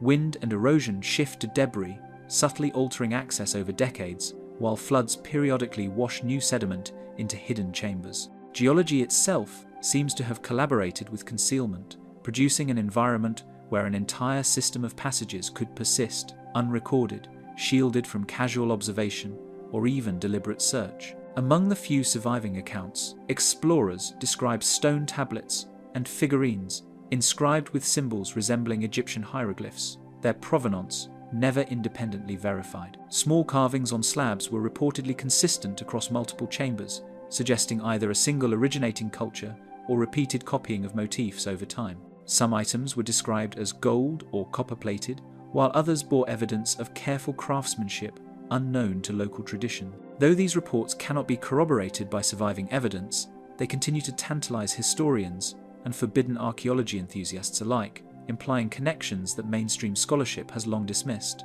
A handful of surviving diaries and letters recount narrow passageways, carefully stacked stones, and chambers deliberately blocked to prevent further access. One account describes a steep, concealed corridor that ended in a sealed chamber, with walls lined by a mosaic of small stones forming abstract symbols. Another mentions the discovery of a hidden stairwell carved directly into the rock, accessible only by a precarious descent. Such testimonies offer a glimpse into a layered subterranean network where deliberate obstruction and natural concealment converge to preserve hidden spaces from view. Though aided by geophysical surveys and aerial imaging, no conclusive confirmation has emerged, and many researchers report that government restrictions impede thorough exploration. LiDAR scans and remote sensing techniques provide only partial mapping, unable to penetrate the denser rock or the shifting sediment filling some voids. Fieldwork remains challenging, with access often limited by safety regulations and protected land status, leaving large portions of the canyon effectively off-limits. Every incomplete map and block survey reinforces the sense that the canyon guards its most intriguing features jealously, visible to few and understood by even fewer. Skeptics dismiss the reports as folklore or misinterpretation, yet anomalies in topographical data and archival gaps continue to fuel debate among historians and archaeologists alike. Some point to unusual formations on aerial photographs that appear unnatural, while others note inconsistencies between early expedition logs and surviving geological surveys. The lack of corroborated evidence does not entirely discredit the accounts, as the combination of lost records, difficult terrain, and human interference may have erased much of the physical proof. The debate itself has become part of the canyon's mystique, drawing curiosity from both scholars and the public. Out of reach and untouched, the canyon guards its deepest chambers, leaving only fragmentary accounts and vanished records to hint at what may lie within. The combination of geological concealment, lost documentation, and disputed artifact claims ensures that curiosity remains unresolved, and every attempt at exploration renews both intrigue and frustration. Tucked away within the Grand Canyon, hidden spaces may hold artifacts and secrets that history itself has been forbidden to acknowledge. The gateways of Mount Shasta. For generations, the mountain has loomed as a sacred sentinel, its slopes intertwined with tales of hidden portals and spiritual guardians. Indigenous tribes, including the Wintu, Shasta, and Akumawi, recounted stories of mysterious entrances, often describing glowing light within cavernous hollows or paths leading deep into the heart of the volcano. Early settlers noted these legends with a mixture of fascination and skepticism, yet their journals often echo the reverence and fear held by the native peoples. Even today, the mountain's peaks and valleys retain an aura of the unexplained, where shadowed alcoves hint at secrets long concealed. Encased in snow and volcanic rock, formations persist that defy easy explanation, tunnels and fissures that could conceal more than natural cavities. Lava tubes formed by flowing molten rock, combined with the retreat of glacial ice, have created corridors of uneven length and depth, some stretching for hundreds of meters. Many of these conduits are inaccessible due to collapse or shifting debris, while others appear deliberately obscured by natural landslides. The irregular patterns of these formations, combined with their hidden entrances, suggest spaces where human ingenuity might once have intervened, or where nature has preserved something ancient. Mountaineers and surveyors from the late 19th and early 20th centuries described hollows and crevices too regular to be entirely natural. Some reported chambers with walls that appeared smoothed or carved, and in certain locations, stone arrangements suggested careful placement rather than random accumulation. These observations, recorded in diaries and regional newspapers, hint at features that have either eroded over time or remain undiscovered. Even as scientific understanding of volcanic formations grew, such reports persisted, leaving a lingering question. Were these anomalies the result of human activity or simply extraordinary geological coincidences? Recent expeditions, some sponsored by private research groups, have mapped portions of the mountain's interior, yet many areas remain off-limits or too hazardous for study. Technological aids like LiDAR and ground-penetrating radar have revealed some voids within the mountain's structure, though the irregular rock formations and thick snow cover make accurate measurements challenging.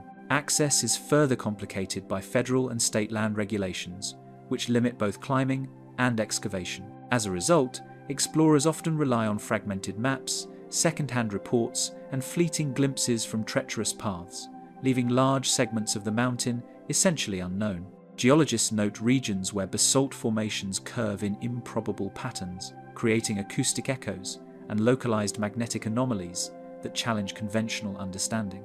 In several mapped tunnels, vibrations resonate in ways not predicted by standard geophysics, producing unusual sound distortions. Compass readings occasionally falter near specific rock clusters, hinting at mineral compositions or hidden metallic inclusions. While these anomalies may have natural explanations, their presence reinforces the sense that Mount Shasta conceals peculiarities both physical and enigmatic.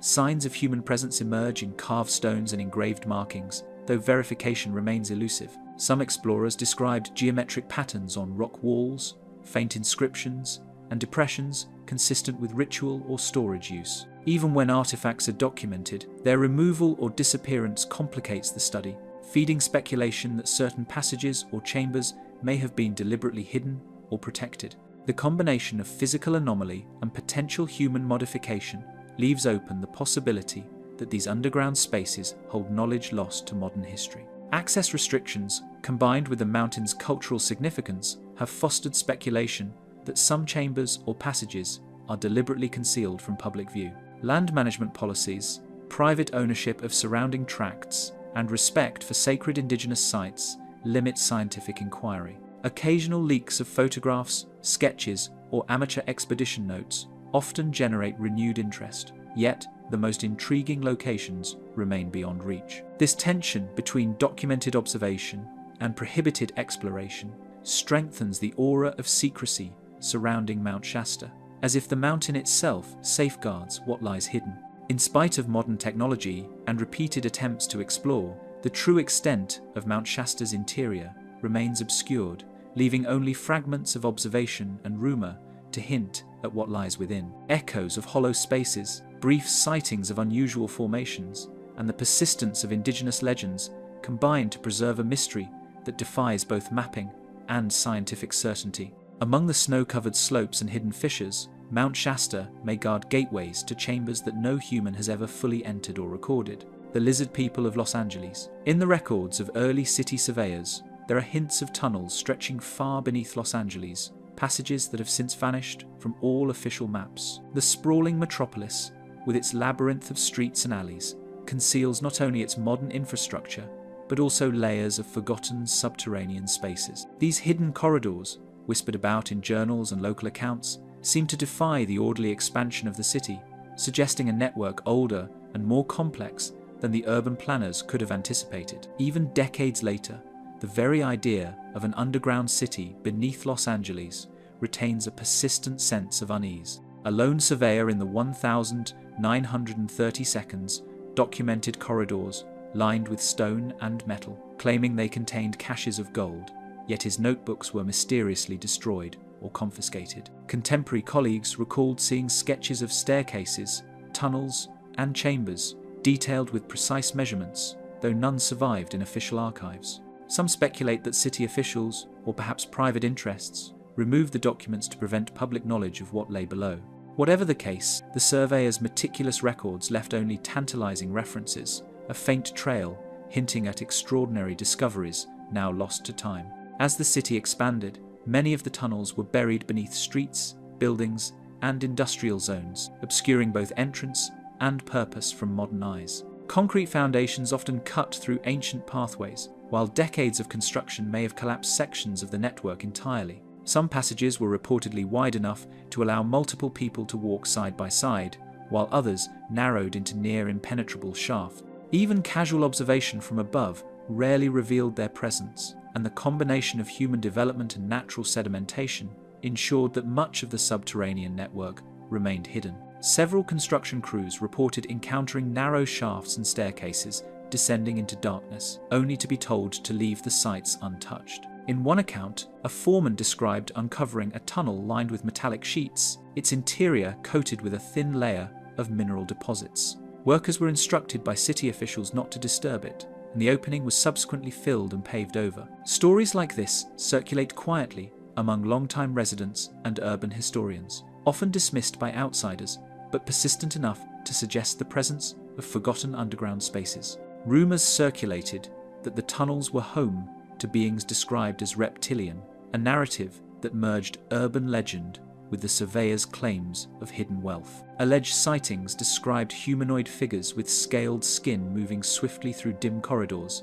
disappearing before they could be observed clearly. Some suggest these legends arose from misinterpretations of shadows, distorted reflections in water-filled shafts, or even deliberate exaggeration, yet they remain embedded in local lore. The combination of secret passages, missing evidence, and unusual sightings has kept the story alive in fringe, historical, and esoteric communities. Investigations into the surveyor's records hit obstacles, city archives show gaps, and surviving documents often reference erased sections of underground plans. Maps from the era occasionally hint at corridors labelled restricted or unverified, with annotations crossed out or removed entirely. Researchers seeking to validate these claims find themselves confronting an absence of evidence, not its presence, amplifying the sense that something was deliberately hidden. Even today, historians and urban explorers debate whether the tunnels ever existed in the form described, or if they were partially or wholly mythologized over time. The area consists of soft sedimentary layers interspersed with bedrock, making excavation feasible yet unstable, which could explain both the tunnels and their partial collapse over time. Natural fissures, aquifers, and erosion may have merged with any constructed passages, creating spaces that are partially natural, partially man-made. Such formations could account for some of the surveyor's observations without requiring elaborate urban engineering, yet the precision of certain reports continues to invite speculation about intentional construction. The geological complexity lends credibility to the notion that a hidden underground network might persist beneath the city. The underground network resists intrusion, its hidden corridors blurring the line between urban development and ancient mystery. Every excavation attempt encounters either collapsed passages, filled-in shafts, or restricted property, leaving researchers with fragments rather than complete access. The interplay of legend, lost documentation, and physical possibility ensures that the enigma of Los Angeles' subterranean corridors endures, quietly embedded beneath the streets of a modern metropolis. Out of sight beneath Los Angeles, stone-lined corridors may stretch far beyond any recorded survey, carrying secrets that no city record or historian has ever revealed. The hidden chambers of Mount Busagi. A sudden fog rolls over the jagged cliffs of the Bushegi Range, swallowing trails and ridges in a ghostly haze that hints at hidden spaces beneath the stone. The air carries the scent of damp limestone and pine, and every step on the uneven terrain echoes against sheer rock faces. Even seasoned climbers describe a strange weight in the atmosphere here, as if the mountain itself resists observation. Shadows stretch unnaturally, and distant rumblings, whether natural rockfall or something less explainable, lend the landscape a quiet tension that suggests the presence of concealed depths. Among the limestone outcrops, narrow crevices and straight-walled hollows appear with unsettling regularity, defying the randomness typical of natural erosion. Explorers note that some fissures form right angles and extend in linear patterns across the mountainside, forming a network that appears intentional. Water trickles down from higher elevations, pooling in recessed chambers that seem carefully hollowed rather than formed solely by the passage of time. The uniformity of some walls and the smoothness of their surfaces hints at tools or methods not commonly associated with the region's known prehistoric settlements. A tight corridor leads downward, its smooth walls and sharp angles hinting at careful excavation rather than purely geological processes. The floor is worn in places, as though foot traffic or deliberate use once marked the pathway, while scattered stones seem placed rather than fallen. Ventilation shafts, natural or artificial, channel air in peculiar patterns, carrying cool drafts into unexpected chambers. Some corridors abruptly end in sheer walls, while others open into wider caverns, suggesting an intricate internal design that remains largely uncharted. Inside the larger caverns, instruments register anomalies, compass needles spin, and sound behaves unpredictably, as though the chambers themselves are altering perception. Some explorers report faint hums or vibrations, sometimes rhythmic, echoing without a source. Light behaves strangely in certain spaces, scattering or dimming in ways inconsistent with natural shadows. Whether these effects stem from the geology, mineral composition, or an unknown mechanism, they reinforce the sense that these underground spaces are far from ordinary. Legends and local lore have long attributed secret significance to these peaks, their steep flanks guarding paths used by travelers and warriors for centuries. Folk tales speak of hidden passages connecting distant valleys and secret repositories tucked into the mountain's heart. Archaeological surveys have noted the presence of cave shelters and rudimentary carvings in nearby formations, suggesting that human interaction with these caverns may date back millennia, though much of the evidence has eroded or been concealed by shifting rock and soil. Certain valleys and cliffs are patrolled, with signs warning of forbidden zones, effectively cutting off the most promising entrances to any would-be explorers. Romanian authorities maintain restricted access to sections of the Busegi Mountains, citing military installations, communication relays, and protected ecosystems. Satellite imagery shows large clearings and areas that appear artificially reinforced, but attempts to correlate these with physical exploration have been thwarted by patrols and treacherous terrain, leaving the mountain's most intriguing features inaccessible to the public. Aerial surveys conducted by Romanian geologists and independent researchers have revealed faint depressions and anomalies on the mountain's surface, suggestive of hidden entrances that have since been obscured by soil and vegetation. Some formations align with magnetic irregularities detected in the surrounding rock, hinting at cavities or chambers below that could explain the strange instrument readings reported by explorers. These subtle topographical features, invisible to casual hikers, may mark access points long forgotten, reinforcing the notion that the mountain's internal architecture extends far beyond what is visible above ground. Experts note that while limestone caves are common here, the symmetry and alignment of some tunnels suggest intentional shaping by human hands or an unknown intelligence. Geological layers reveal evidence of erosion consistent with natural cave formation, yet corridors maintain proportions and alignments too precise to be entirely coincidental. Some chambers appear to be cut with uniform height and width, while connecting tunnels bend at measured angles as though following an unseen blueprint. This combination of natural and seemingly artificial design hints at a purpose that has been lost to history. Even from the surface, the mountain radiates a sense of secrets long concealed, as if it refuses to yield its depths to human inquiry. Every ridge and crevice carries the weight of unanswered questions, drawing researchers, explorers, and the curious into a quiet tension that grows with every step closer to the unknown.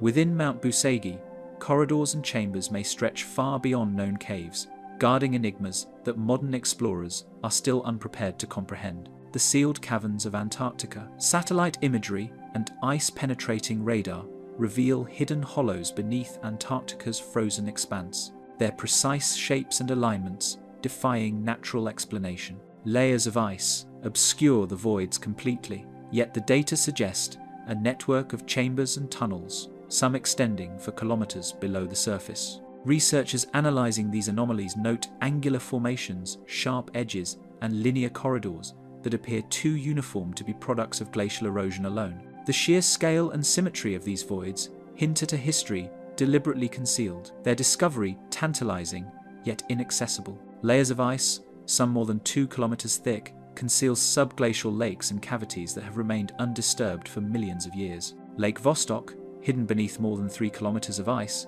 is one of the largest of these reservoirs, yet radar data suggests smaller, adjacent chambers with structures unlike natural lakes. Ice cores, extracted from nearby regions, show unusual mineral deposits, hinting at water movement or chemical processes that might correlate with the hidden cavities. The geological stability of the continent preserves these features, shielding them from surface erosion and human interference, yet also preventing direct observation. Some of these voids appear angular or structured, forming corridors and chambers that suggest a deliberate design rather than purely glacial formation. Certain anomalies display near-perfect right angles, straight walls, and geometric patterns that are highly unusual in natural ice formations. Subtle ridges on the ice surface, detectable only through high-resolution satellite surveys, trace lines that could indicate entrances or ventilation shafts, long obscured by centuries of snowfall and compression. The existence of such features raises questions about what forces, natural or otherwise, shaped them. Geophysical surveys have also detected anomalous heat signatures beneath certain sections of the ice, suggesting that these voids are not entirely dormant. Temperature fluctuations in specific chambers indicate either geothermal activity or possibly trapped air pockets that could preserve objects for millennia. Some radar scans even hint at reflective surfaces inside the caverns, which might indicate stone or metal formations rather than ice alone, further fueling speculation about the presence of constructed spaces hidden under the continent. Scientific teams attempting to reach these anomalies report equipment malfunctions, sudden collapses of ice, and denied permits that prevent direct examination. Drilling rigs have been forced to retreat due to unstable layers of ice, while robotic probes occasionally fail to return a signal when descending into the deeper chambers. Independent expeditions are rarely approved, as the sites lie within sectors monitored by multinational research authorities who cite environmental protection and safety concerns. Each setback amplifies the mystery, reinforcing the sense that these caverns were never intended to be explored. While most of the continent's surface shows no evidence of habitation, some theorists propose that these subglacial chambers could conceal artifacts from ancient, unknown civilizations. The possibility that humans, or an unknown intelligent species, reached Antarctica in a prehistoric era remains highly speculative, yet consistent with the geometric anomalies observed. Tiny fragments recovered from isolated ice cores have been interpreted as modified materials or tool marks, though verification is limited. Even the faintest traces hint at a hidden history frozen in time, buried beneath kilometers of ice. Glaciologists argue that ice movement can explain most formations, yet the linearity and symmetry of certain chambers resist conventional explanation. Subglacial streams and meltwater can carve cavities, but the repetitive geometry, uniform angles, and occasional horizontal platforms suggest deliberate modification. Some experts cautiously allow that natural processes alone cannot account for all observed patterns, leaving room for alternative hypotheses that challenge orthodox geological interpretations. Key anomalies lie within areas closely monitored by international research stations, with coordinates classified and access tightly controlled. Satellite imagery of the continent is often censored or restricted, and maps omit locations that show unusual voids. The combination of physical inaccessibility, bureaucratic restrictions, and extreme climate creates a barrier as formidable as the ice itself. Even researchers with decades of experience in polar studies acknowledge that the most intriguing features remain out of reach, a hidden world beneath the ice, reserved for only the most determined or fortunate. Even the most advanced technology cannot fully penetrate these sealed chambers, leaving their contents a matter of speculation. Data points hint at spaces that are far more extensive than initially believed, but all confirmation lies beyond current reach. Every radar sweep, every ice core, and every satellite image offers a partial view, teasing with glimpses of what might lie beneath, yet withholding the full truth. The Antarctic ice hides caverns that may shelter relics or structures capable of altering our understanding of early human or pre-human activity. The Agartha hypothesis: seismic surveys across Asia and Europe reveal vast cavities and tunnels, their precise alignments impossible to explain solely by natural processes. In regions as diverse as the Carpathians, the Tibetan Plateau, and the remote Siberian highlands, researchers have recorded anomalies in underground strata, long linear corridors, chamber-like voids, and unexpected reflections in radar imaging. While tectonic activity can create fissures and caves, the consistent geometry of certain passages defies conventional explanations. These anomalies hint at a subterranean network that may span thousands of kilometers, hidden beneath mountains and plains alike. Maps and journals from explorers in the early 1900s hint at labyrinthine passages beneath mountains, yet most were archived or disappeared under mysterious circumstances. Expedition reports from European surveyors reference tunnels lined with stone and passages that open into enormous chambers, sometimes containing artifacts that were never catalogued publicly. Certain official logs vanish entirely, while others were quietly restricted under national security protocols, leaving fragments of testimony scattered and difficult to verify. The pattern suggests that knowledge of these underground structures has long been deliberately obscured. Recent geophysical studies detect anomalies in multiple regions, including subterranean voids, whose dimensions suggest deliberate construction rather than natural erosion. Ground-penetrating radar and magnetometric surveys have exposed linear formations beneath the Alps and Himalayas, some extending for kilometers. Subsurface temperature fluctuations in these areas indicate unusual air pockets or geothermal activity, supporting the notion that these spaces are not entirely natural. Even slight variations in magnetic readings along certain tunnels hint at metallic elements, raising questions about their potential origin or purpose. From the Carpathians to the Himalayas, subterranean corridors appear in locations long associated with sacred or strategic sites, raising questions about their true purpose. Many of these areas were historically considered thresholds between the earthly and the divine, and temples, fortresses, or ancient settlements often sit directly above the detected voids. The correlation between human habitation, ceremonial sites, and underground anomalies suggests that these passages were known to earlier civilizations, even if the full extent of their network remains hidden from view. Historical accounts from early aerial surveys and underground prospecting in the 1920 seconds and 1930 seconds note unusual air currents emerging from seemingly solid mountain faces. These currents often coincide with depressions in the terrain or hidden cave mouths, suggesting that some voids may be interconnected over great distances. In certain cases, explorers recorded faint echoes and subterranean sounds that seemed mechanical or structural rather than natural, hinting at the possibility of abandoned or long-forgotten chambers deliberately carved and maintained by past civilizations. Those seeking to study these tunnels regularly encounter bureaucratic roadblocks, restricted zones, and permits withheld under the guise of safety or national security. Modern expeditions are frequently redirected or denied access entirely, whether in the Carpathians, the Andes, or the Himalayas.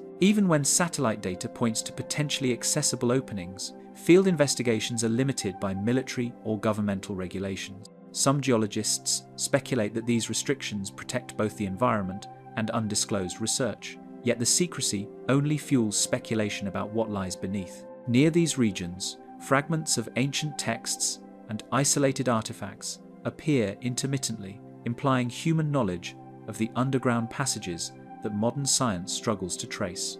Tibetan scrolls and esoteric European manuscripts refer to hidden halls beneath the mountains, describing chambers where knowledge and treasures were preserved. Archaeological surveys sometimes uncover unusual stonework or cavities that align with these texts, but excavation is often halted, leaving questions unresolved. Every artifact or reference is a tantalizing clue, hinting at a civilization or civilizations that may have mastered subterranean construction long before modern records. While conventional geologists attribute most formations to tectonics and erosion, recurring linear patterns and structural uniformity defy purely natural explanations. Some voids exhibit right angles, straight walls, and geometric symmetry inconsistent with natural processes. The scale and regularity of these structures across continents challenge orthodox geological theory and suggest that the Earth itself may conceal something deliberately shaped. The tension between scientific skepticism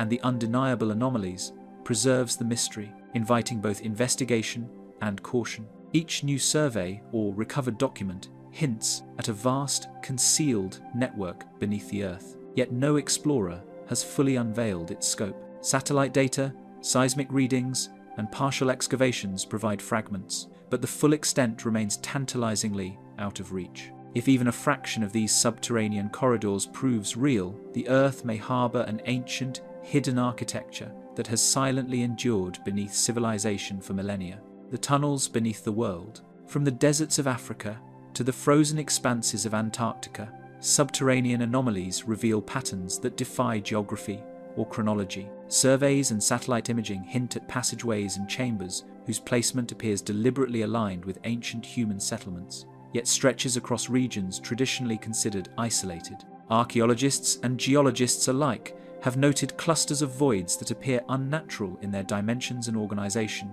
suggesting a plan or knowledge that transcended local civilization. The sheer scale of these formations hints at an ambitious network, long forgotten yet silently preserved beneath the Earth's surface. Separated by oceans and mountains, some tunnels display identical stonework and design principles, as though constructed by a shared knowledge lost to history. Right angles cut into solid rock, terraces that seem carefully engineered, and corridors that maintain consistent width over hundreds of meters appear in sites as diverse as the Carpathians, the Andes, and the Himalayas. Even water channels within some passages mirror the precision of ancient hydraulic engineering, raising questions about whether natural formations were deliberately modified to serve unknown purposes. Cartographers from diverse cultures documented inaccessible valleys and hidden entrances, often marking them with cryptic symbols whose meaning has been debated for centuries. Early European explorers noted mountain fissures and cave systems that local populations avoided, referring to them as sacred or forbidden. In Asia, Tibetan scrolls speak of subterranean halls where knowledge was preserved, while Mesopotamian clay tablets reference hidden vaults beneath ziggurats. Across continents, fragmented references converge on a theme. Humans may have long been aware of a concealed, interconnected world beneath their feet. Recent satellite and radar surveys detect cavities and passageways that align across continents, hinting at a continuous, underlying network. Ground-penetrating radar has revealed voids beneath mountain ranges in North and South America, while magnetometric studies in Europe indicate linear structures concealed beneath dense forest and soil. The patterns are neither random nor consistent with known geological processes, prompting speculation that ancient civilizations exploited natural formations to construct functional subterranean corridors, possibly spanning thousands of kilometers. Access to these passages is often blocked,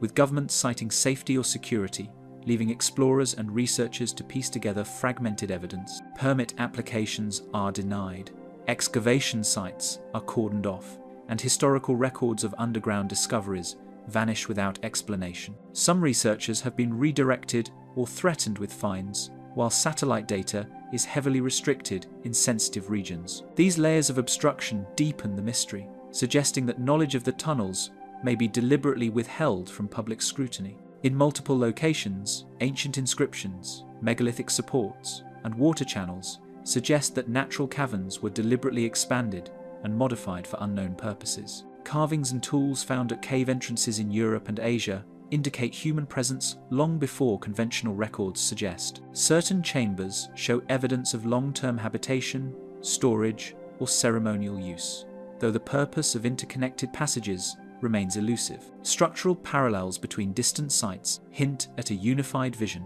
a subterranean blueprint that has yet to be fully decoded. From time to time, explorers have discovered relics of unknown origin within the walls of these passages. Fragments of carved stone resembling astronomical charts, pieces of metal alloys not native to the surrounding geology, and symbols that recur across continents. In some chambers, layers of sediment suggest controlled environmental conditions, as if airflow and humidity were deliberately managed. These subtle but consistent signs imply that the tunnels were not merely shelters or storage spaces, but parts of a sophisticated network designed to endure and serve purposes still beyond modern comprehension. Sensors placed in these corridors register magnetic and thermal anomalies inconsistent with surrounding geology, hinting at either deliberate engineering or long-forgotten technology. Air currents emerge from solid rock, while echo patterns suggest chambers larger than currently accessible.